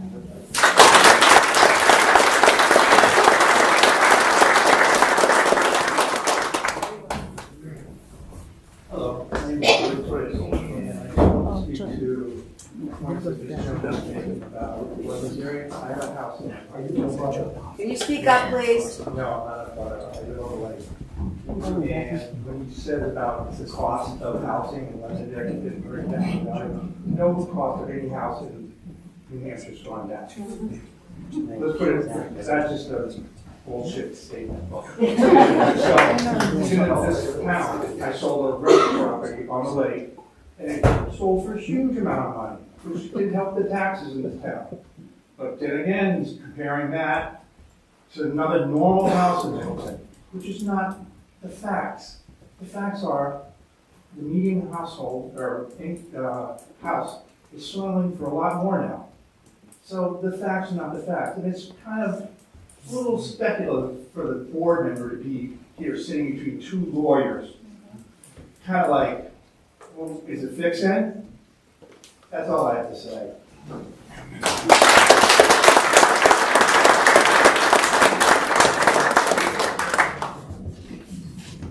Hello, Kelly Dixon, not a butter. Although a budding town. My question is on the property values, because as many others have stated, property values have gone up. But living in New Durham, I have land that is doubled in land value, and we don't have any workforce housing. So it is not a result of workforce housing. It is just a result of demand in property and whatever else influences our values. So I don't see the value, especially when you go in adding the demand on services. You have a volunteer fire department, minimal police department, just as New Durham does. So I don't understand where the added value comes in for property values surrounding.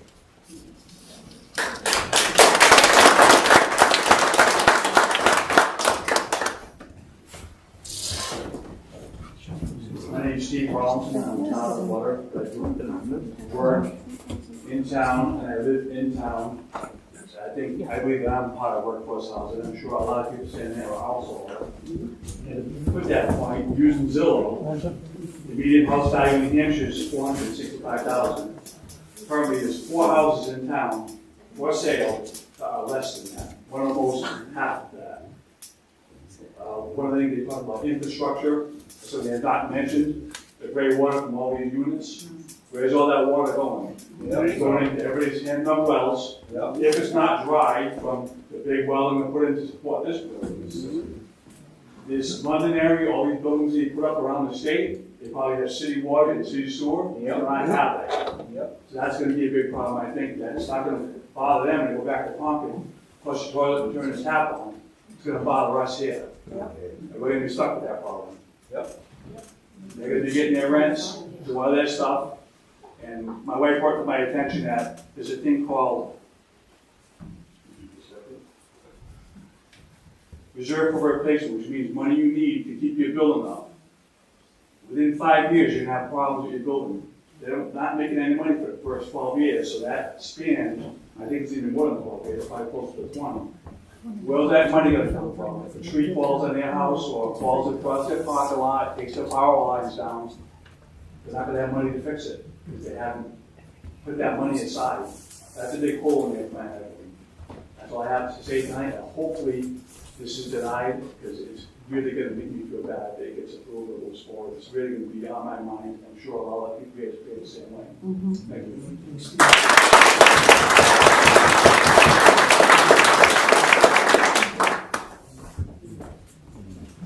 Joe Bailey, I'm not a butter.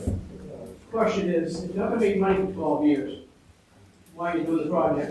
Okay? If there's no money in it, why are you gonna do this on kind of should be hot with town taxpayers in Middleton and keep us understands for workforce housing? I don't get it. Anybody knows you, Chuck, you're not doing it just to be out of trying to get hot. Having said that, obviously, you know, I'm not keen on this. It's a nice looking nursery.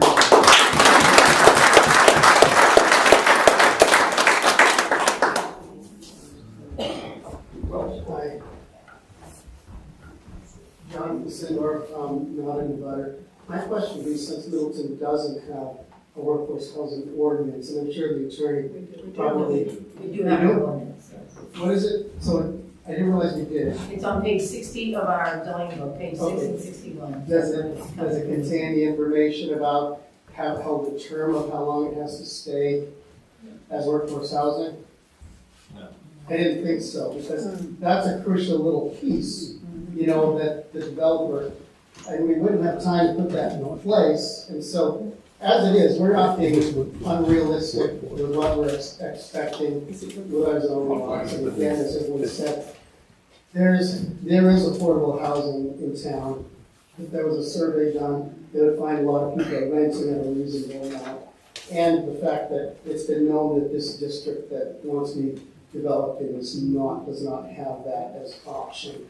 And that 8 units is a very reasonable thing, put in a different district of town. I definitely recommend you going for it. Thank you.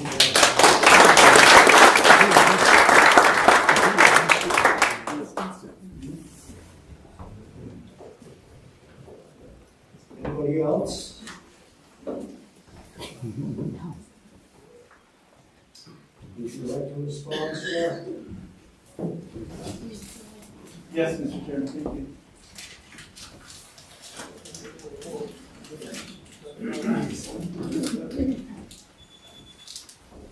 Thank you for the chance to respond to questions. Again, I'm Bob Best, the manager of Middleton Workforce Housing and a lawyer from Sullivan Laws. The questions began with a discussion about variance criteria and how if one of them was missed, then you can't grant variance. Of course, that's correct. It's accurate. The discussion about I don't know, the person who was here last week or last month or whatever for a variance and what they were told or otherwise, but I think as the chairman had pointed out, the whole purpose of a variance is to work around some element of the zoning ordinance that otherwise restricts the development when there are certain criteria that are met, which are the variance criteria.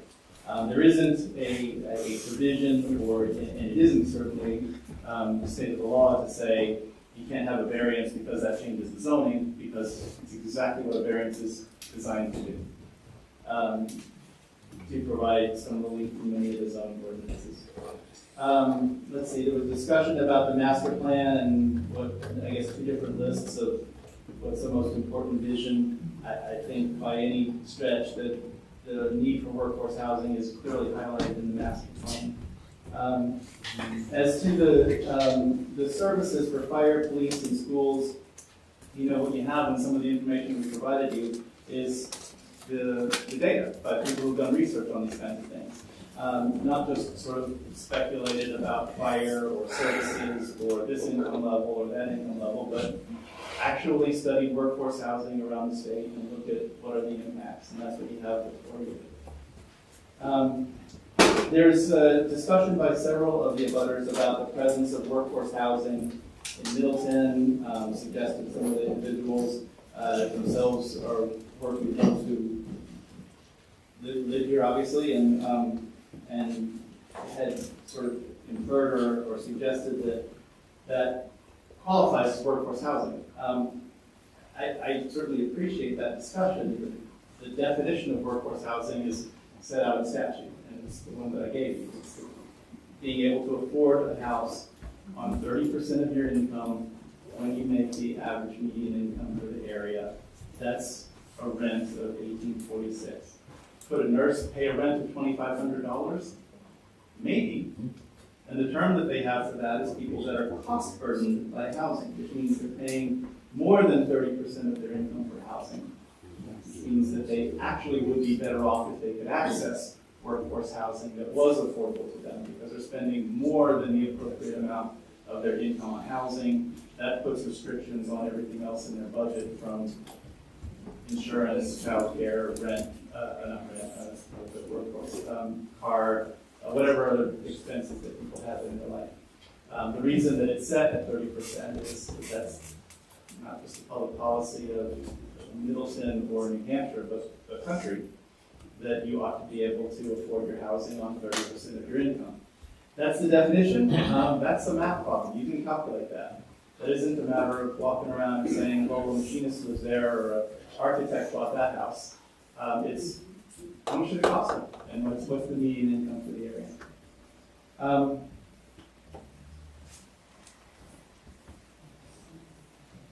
Some of these I don't know how to respond to.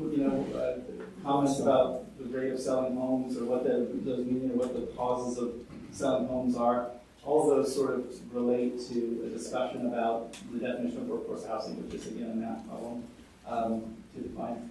There was some discussion about the needs for services like a new fire truck or full-time fire department and all of that. This building meets the height requirement in Middleton, 35 feet, which doesn't require a ladder truck, and it's the standard now. Actually, there's buildings that are approximately that height already here. And so there aren't any unique requirements to build into those kinds of things based on the building. Let's see.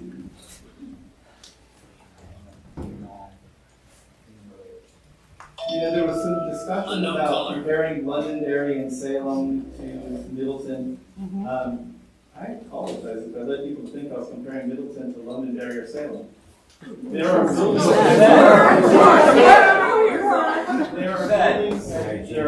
identical to the one that we're proposing in Londonderry and Salem. Showed you pictures of them. Showed you pictures of them so that you can see architecturally what do they look like.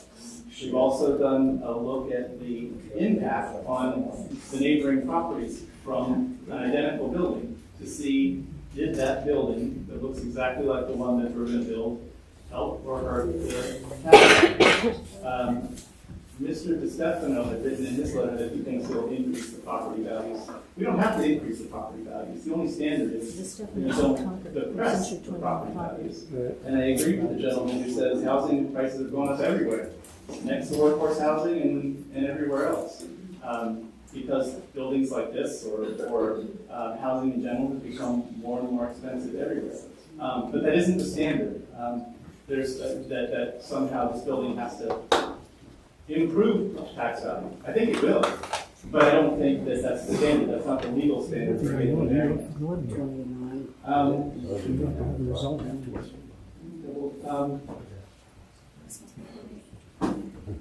Yeah, there was a discussion of owning property in Durham, and it went up there by a lot, and it wasn't because of workforce housing. Again, I don't think that necessarily is part of the standard for the variance criteria. To make comments, not understanding where the added value comes from. The added value comes from creating housing in Middleton that the average person can afford on 30% of their income. That's what workforce housing is. There was a great deal of discussion about the interest of the public. And asking for a show of hands if it doesn't like it and all that. If deciding variances was a popularity contest, we wouldn't go forward. You apply the statutory criteria for when you grant the variance. And the public interest in this case is defined in statute. The state of New Hampshire has said the public's interest is in having more affordable housing. And that's why the state of New Hampshire has every city and town in New Hampshire to create reasonable and realistic opportunities for there to be workforce housing. Now, that reasonable and realistic is applied to the opportunity to develop workforce housing. I know that there was some discussion about reasonable and realistic to say no, or reasonable and realistic to do other things. And related to appeals and things, and that's not where reasonable and realistic comes in. It's whether there are reasonable and realistic opportunities to develop workforce housing in the towns. That's the way that that's applied. Let's see. Is it possible to find out from New Hampshire Workforce Housing in the state if they have had one of these homes in a community that has under 2,000 residents? I'm just curious to find out. Yeah, I mean, I don't have it with me, but in my office I have a list of everything that they've done since 2020, and so yeah, we can have it towns. But yeah, I don't know the population of every single town, but they are in small towns, they are in larger towns. They're more often in smaller towns because the real estate costs, wherever the real estate cost is higher, pushes you to where you can't afford to be able to deliver it at the $1,800 or $400 that you're probably in charge. So very often they are. I don't want to start rattling off town names because honestly I don't remember the population of that or whatever. There was some discussion about reserve for replacement, and there's a hole in the plan with the tree falls across the property. Some of the things that were mentioned are insured events, like a tree fell, whatever you get to face. And property owners would have to invest more money in the property in order to make repairs for those things that are necessary, because you're required by federal law to maintain the quality and the standards of the property. If you didn't do that, the property could be taken away from you as a part of the workforce housing financing system, and then run by, we'll do all those things. So all of those things are not optional. You don't sort of get to say, well, I won't fix my boiler if it breaks, or I won't fix the roof if it leaks. Those things have to happen. Now, the budget that we have shows you that even without any reserve for that, it's not, it's in 37 units, it's losing money, and 38 units, it barely peaks by over the first couple of years. But that doesn't mean that the owner of it wouldn't have to invest more money if there was a need for those things. So there's a comment about Middleton not having an ordinance that has the requirement to maintain workforce housing for either, I think it's either 30 years or permanently, and that there may not be time to put that in place. You don't have to put that in place. That'll be governed by federal law. That's a requirement as part of financing, and you won't have to put it into your ordinance, you don't have to enforce it. All of that is done elsewhere. If there was ever a violation of that, all you have to do is pick up the phone. Sure. Yeah.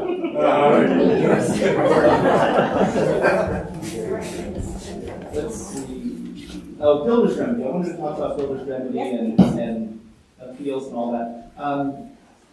I'll certainly take credit for doing the best I can to make the best argument that I can for you. A builder's remedy does exist. New Hampshire does have them. They are not sort of automatic if you make any mistake. They're quite complicated to get, and it's usually the Supreme Court level where that kind of thing ultimately comes into play. I can think of one case in my career, and it wasn't my case, where there was a builder's remedy issued in the city of Lebanon, and it was for projects that was done by Dartmouth College, I think. Very complicated kind of thing. It does exist. And anybody that's advocating for a project would certainly advocate for it if they thought they had an argument for it, but it's not as simple as, one go out of line does it. But I'm not standing up sort of threatening or advocating any of those things. What I like is, a fair evaluation by the ZBA, and hopefully that goes my way. If it doesn't go my way, we'll see what our options are.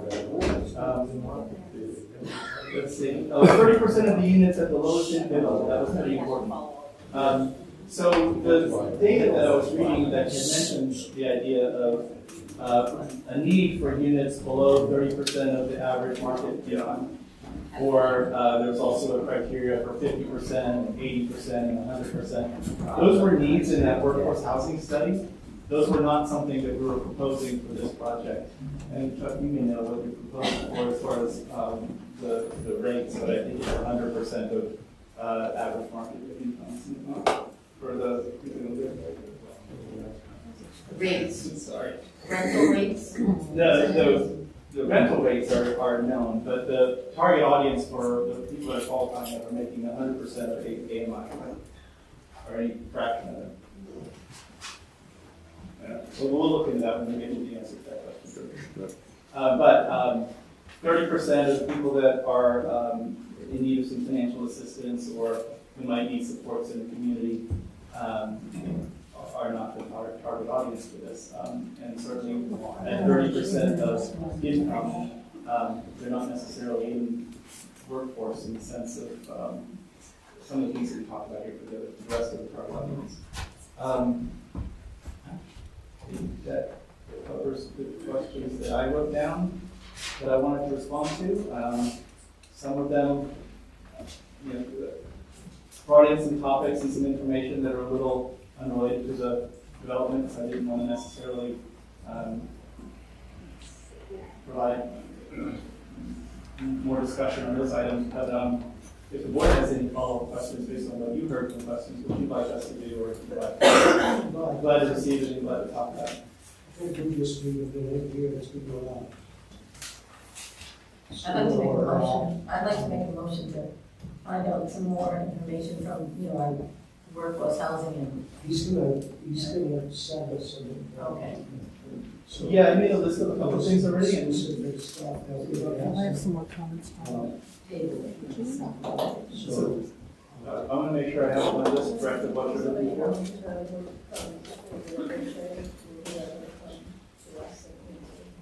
Could we have a representative from That's for us to, yeah. Then I'm gonna get to that here in a second. Okay. So- They will come, but you have to invite them. not- Yeah. So I think where we're at is, you've given us a plethora of information that we didn't have, with your application. I think we need to ask for a little time to, kind of review. You say we're gonna provide us with some stuff that I think would be very much germane to, to our process. So if you'd like, I think we could, so you didn't have to re-notify and everything, we could set a date, for next month to actually vote on the, to approve it or not, if that's okay with you guys. Can we respond after Mrs. Best's comment? Maybe another guy respond back to it? Yeah, can I just get through this? I don't want to close it and not have another chance. I need to go with my abilities, you know, one a day. Oh, yeah. Are you only saying nay, is that the agreement? Well, I'm going on vacation in May, so. You won't be here the 19th. I'm not, sorry, the 21st. Oh, yes, you will be. You'll be here. The 21st? You'll be just getting back. We always meet the 13th. 21st. Yeah. It's on the, Yeah. well, right here. Is that what I'm The 21st. That's okay, you're always on.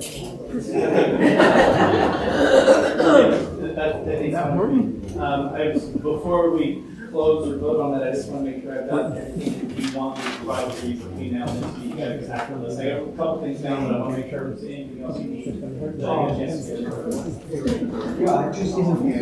I just have some stuff that's interesting. So the things that I wrote down, you wanted an authorization for area lending that a property owner sent to this variance application, that you wanted to know the 20 and 30-year covenants, what they were, and the breakdown for those. And one of those will be the third thing that you asked for, which is the time limit that you're obligated to live with, that price limit for the apartments for workforce housing. Is there anything else that anybody wants? The other thing you said, you provided the income ranges. Yes. Under the 30%, remember doing that. I wasn't able to answer that. This is still going to be section 8. No, workforce housing is not. It also mentioned, this is not for workforce that have population under 2,000. Yes, thank you. Okay, it was talked about a certain percentage of people, needing help from the government, assistance from the government. If something happens to any of those people that live in there, will our town be responsible for welfare for those people? Because, anybody in that town that needs welfare, we help them out. Now, if we have 38 units there, we have more people that need welfare, we're gonna be responsible, isn't that correct? Yes. Chuck Terry will be. That's absolutely right. Town will be. No, we're gonna have a new law. Chuck Terry will be. So it sounds right to me. I don't know the. Yeah, I don't know about it was directed toward you, yes. Yeah, anybody in town that needs welfare applies to the town welfare office, and so if there are people living here in the building that did need that, then they would have to do that. Now, they've still got obligations to pay their rent and things like that, and so that's part of what the federal government requires of you in all these covenants in terms of maintaining the quality and the safety of the building is a whole bunch of requirements for what the tenants have to live up to. And so I'm sure that that's the correct statement for how welfare works in New Hampshire, but I don't know how some of those covenants might come into Are you going play. to provide us with a complete list of those covenants? Is that your intent? That's my intention. I've never tried to go gather that list all at once, so I hope that that's an achievable task. But if not, I'll let you know where we're at. Yeah, because even based on security, somebody had mentioned that a sheriff has to monitor it, so I don't know. Okay. I see that there are a couple of people that have questions. So I'd really like to get, it's 9 o'clock. So anybody that has a question, if you could get ready right now and quickly ask your questions. And we'll try to get, because I still gotta make motions and stuff to get this done. All right. Let's start with who is up first. Do you want us to answer them when they're done, or answer them next month when we come back? We can answer them right now. I know. Yeah, easier. Go ahead, sir.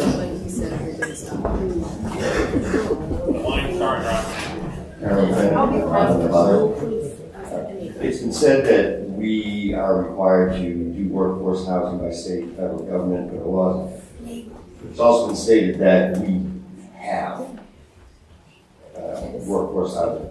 What I'd like to know is what numbers do we need to be at? You know, if we have what could be considered workforce housing and we meet the numbers, do we need this? Well, if I could answer, that's why I'm asking for some more time, right? We're gonna reach out to workforce housing people or whoever the authority is, or we're gonna check into it. We're gonna try to get them here and talk to them. We got a little over a month to do it, so I'm fairly confident whether we do it on the phone or actually have them here. I just think that would be useful information to know, to set our own biases when we go to, we have to vote on this. Right, and I'm also gonna try to reach out to, there were people in here saying, we have all this affordable housing. I'm gonna try to get some hard numbers on that too. How many rentals are in town, what the prices are, and so, we at least have an idea. Right. I mean, I did some quick numbers just sitting here, and this one little thing alone would be like 6%. Rest assured, we're gonna do some checking and some stuff. Roxanne?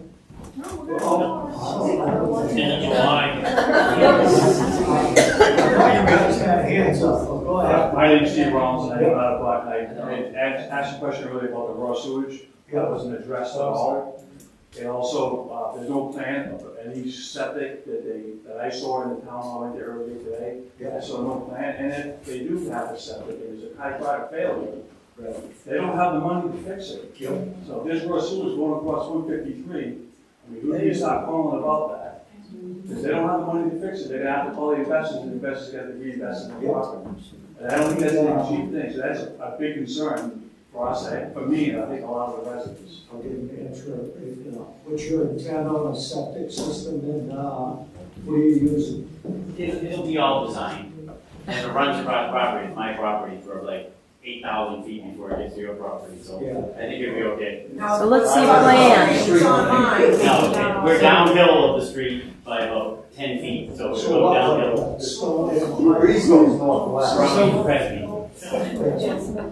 Need a plan.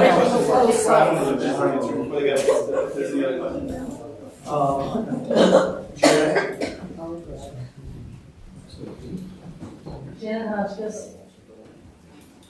Impact comparisons must be with towns of the same size and description, and I think we can all agree to that. I think you came very well prepared, but not with an impact, comparison with a town our size. We talked about Londonderry, we talked about Salem, and the last town you referred to was Lebanon. We are certainly none of those. I have to think that if you came talking about Londonderry and Salem and Lebanon, this must have been to sell us something, sell us a good, bill of sales for something that we are not ready to go into. As I said, we have 1,800 residents, and the residents don't need houses, okay? That just means 1,800 residents. Reasonable and realistic opportunities to provide workforce housing already exist. I cannot stress that strongly enough. I will work with your board. I will give you my numbers. I don't have to, but I want to, okay? I want to share that with you. And I wanted to also share with you the longevity of those workforce people that are in my houses, okay? I'm 73 years old. Those could have been sold a long time ago, but I've had them, and you know Linda, since 1986. And they're good houses. We also have the 3 Habitat for Humanity houses in my area, and you know that also. Okay? So to go on the premise that we need it when we already have it is a false foundation. Please listen. Thank you.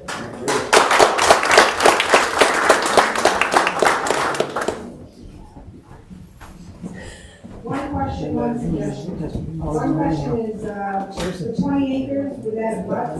It's 5.7 acres? Yes. And the second suggestion is, the next meeting, perhaps we have it at the school.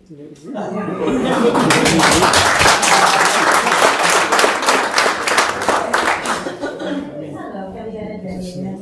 I've been trying to find more information, unfortunately my phone has died, I apologize, about how long workforce housing typically remains workforce housing. They're trying to follow the balancing ball of money, because that's where the answers always lie. And what occurs to me is, if we have a lovely 39-unit building that is workforce housing for X amount of time, and then no longer is, my first concern is, we, the town, made this huge step to become compliant with workforce housing, and then in one fell swoop, we no longer are. We no longer have this building with workforce housing anymore. You might have to get another to be compliant. My second issue is, if this falls out of the workforce housing, that's a big, lovely 39-unit building on a potential golf course. I just found where the money ball in. I'm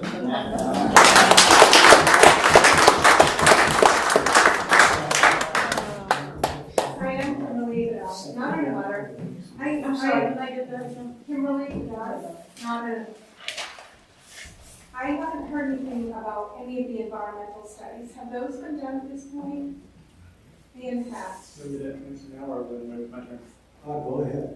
So the planning board looks at all the environmental studies as a part of their review, so those are all done at that stage. Right, there will be a much more in-depth dive into it all at the planning board. Sometimes they go to the planning board first, sometimes this whole project hinges on whether he gets his variances or not, so it's coming here first, but they will. But there will be a point Yes. of these Absolutely. impacts. And I think I've heard those impacts are possible as far as traffic. That's what they are calling it, they want. Okay, all right. Okay, great, thank you. Well, it would be interesting to do you have any information on workforce housing in small communities, say 5,000 or under? So I have every project that they financed since 2020, and I just go to my office and see what the towns are in. They get the address, the number of units, where it was built, what they spent, all those details are known. So you can put that list with the other stuff that you said, you know, all that they built, what towns they were, that'd be great. Yeah, we can definitely do it. Thank you for the question. I don't want to jump into answers until everybody else. One more thing, John, just one more. Jonathan said, or not that this is particularly germane to the development, just to clear up something, that workforce housing can have various housing subsidized people in it, you know, like whether it's Section 8 or 811 or bridge subsidy, or a variety of other subsidies in it. It's kind of a weird, it's almost like a misnomer. It's not a bunch of people working. It's a certain amount of people working, but not the whole place.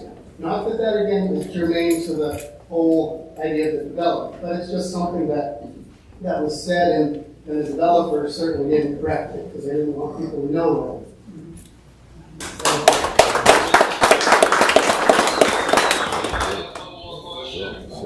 Go ahead, Caleb.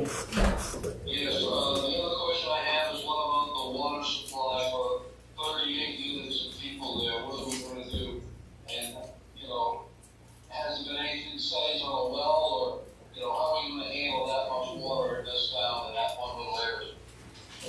guess we'll let Chuck answer that, or whoever has the information.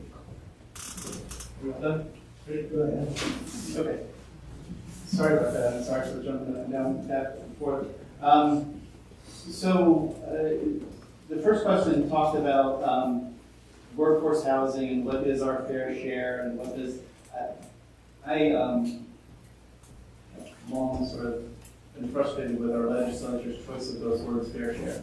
I don't think anybody knows what that means.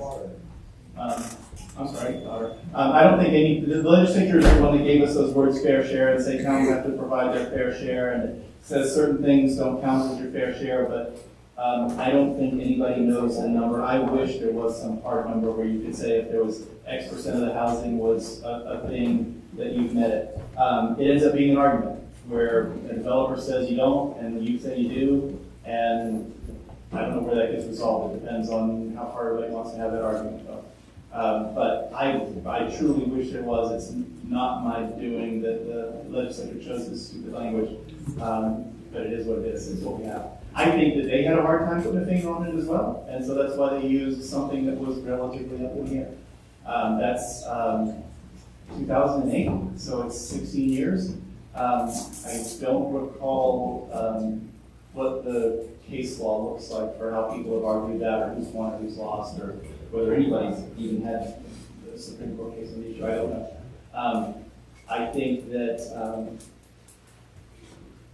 right now it's been the results of what I've been able to research, and I understand that people believe that there's housing that is at a price point that's affordable. Workforce housing isn't necessarily just that. Sometimes it has to be identified as workforce housing with the covenants that limit it and all of those kinds of things in order to be accounted as workforce housing. And as I mentioned in my beginning testimony, as far as I'm aware, there isn't anything in Middleton that's identified as workforce housing as it exists today. Sewage and septic plans. Those come along as well as the water. Those come along at the planning board level. And if you don't have successful sewage and septic plans that pass the state's DES approval and the planning board's approval, then you're stopped in your tracks. If you don't have water, if you don't have a well that will produce the water that you need, you're stopped in your tracks. You're not going to successfully, you'll get planning board approval that's conditioned on having water, and you don't have water and you can't build. So those questions have to be answered at the planning board level. That's the way the system is designed for that review to occur. And if they're not able to, or we fail to achieve that level of review, then that's the end of the proposal. And honestly, that one would be a challenge for us because there's almost no appeal to you don't have water. I don't know what I would tell the court. Like, yes, I do. So those ones are fairly cut and dry. Now is more discussion about comparing towns and the fact that I raised Lebanon. And honestly, I know this time I did not compare Middleton to Lebanon. I said Lebanon's the only place I know that's ever had a building permit. That's not a comparison to Middleton.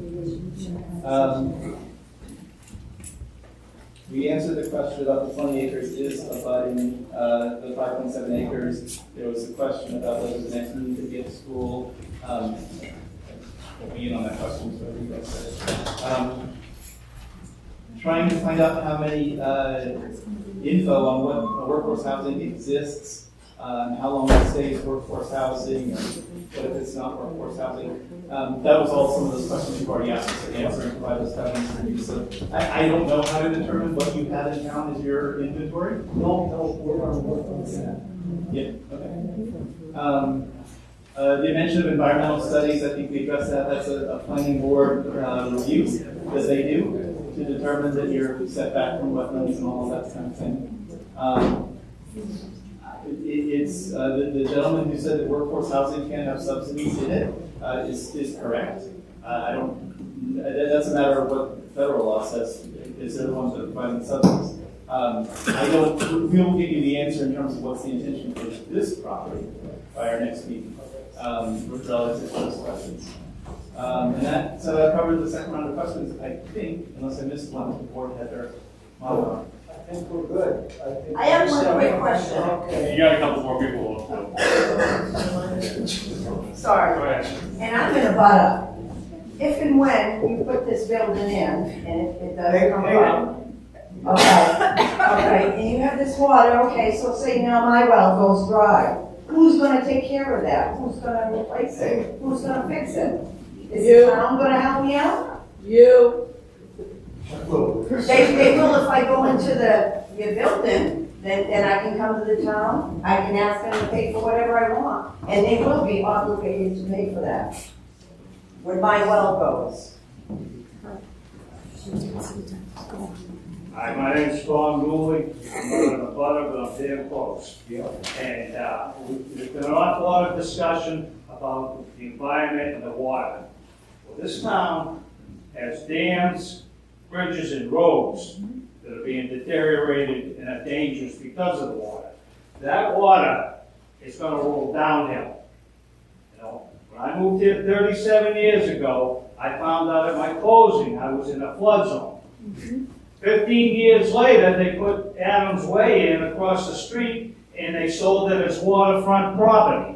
That's what's going to happen, you know? And it's a gentleman, he's got a right to develop property he's paying taxes on. What happens a year or two after this thing, if it did get in, he decides to sell it to somebody from Massachusetts. And they're going to be an absentee landlord. Are they going to abide by all the covenants that are put in? And how many covenants are you going to need? Because they're just contingencies for things that may go wrong. There's an awful lot here that needs to be discussed in detail before that goes through, or even given any consideration. Thank you.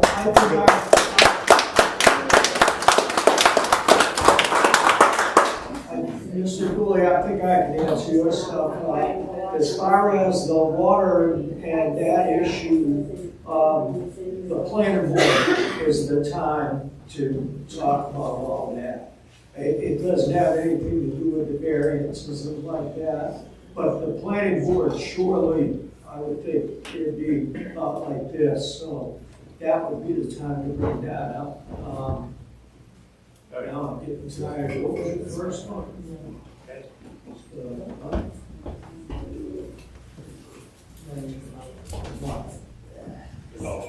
Yeah.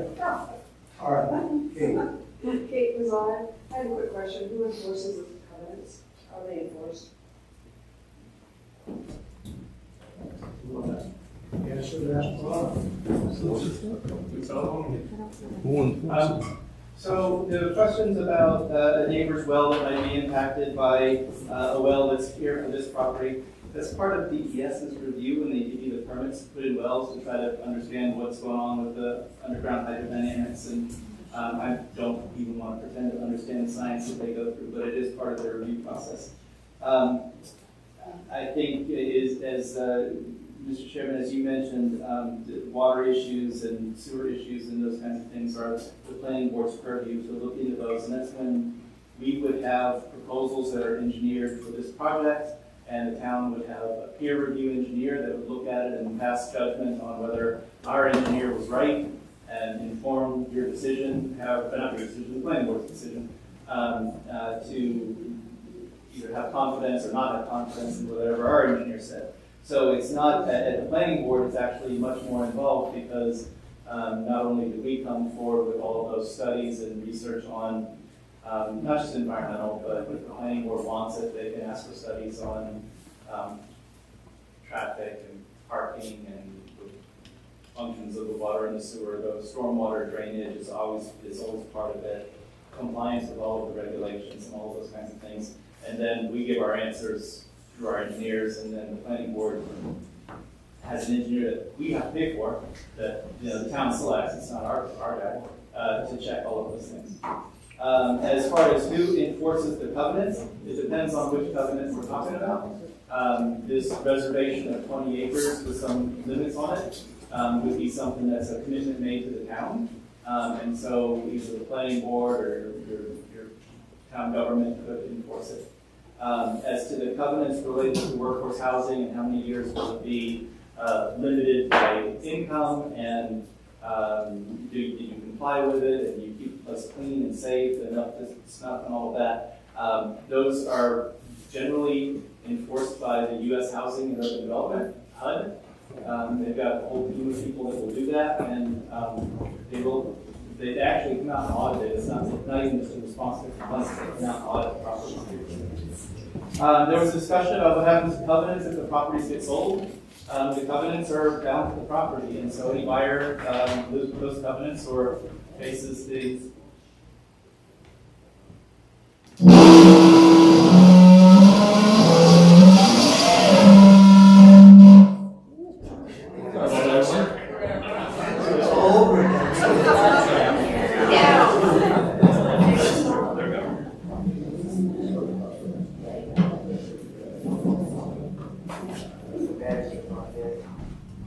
So if there was a sale of the property to a new operator, those covenants stay with the property and they continue to be in place the same way as they are against anybody else. It can't possibly go away as a result of selling the property. Federal government needs to be much better at this than that to allow the covenants to be escaped that. Chair, I'd like to make a motion. Yeah. I'd like to make a motion that we table this until the date certain that we already showed in May. And that. The 21st, and that gives us the opportunity to meeting with colleagues and meeting with the Ministry of the Environment, and for them to provide us information, hopefully before the meeting, so we can review it before the.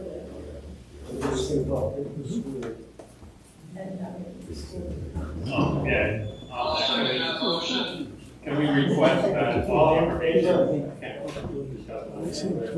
Be able to talk about getting the information. In that, can we take a request to have the information the week prior to the meeting so we can review it at a minimum? Oh, okay. Yeah, I see what you're saying. So could we do that and you guys agree with that? Time to go. Now we're ready. We have to roll them, remember. We're all done?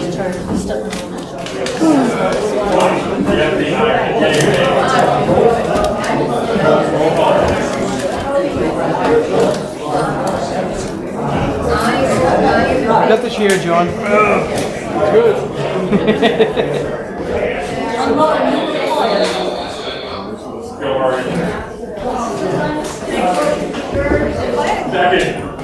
And when we were selected, we had a hard time enforcing what was wrong. How many times we had a hell of a time enforcing it. The federal government's going to enforce it? Really? Yeah. Where's the last time you saw Putnam? Right, yeah.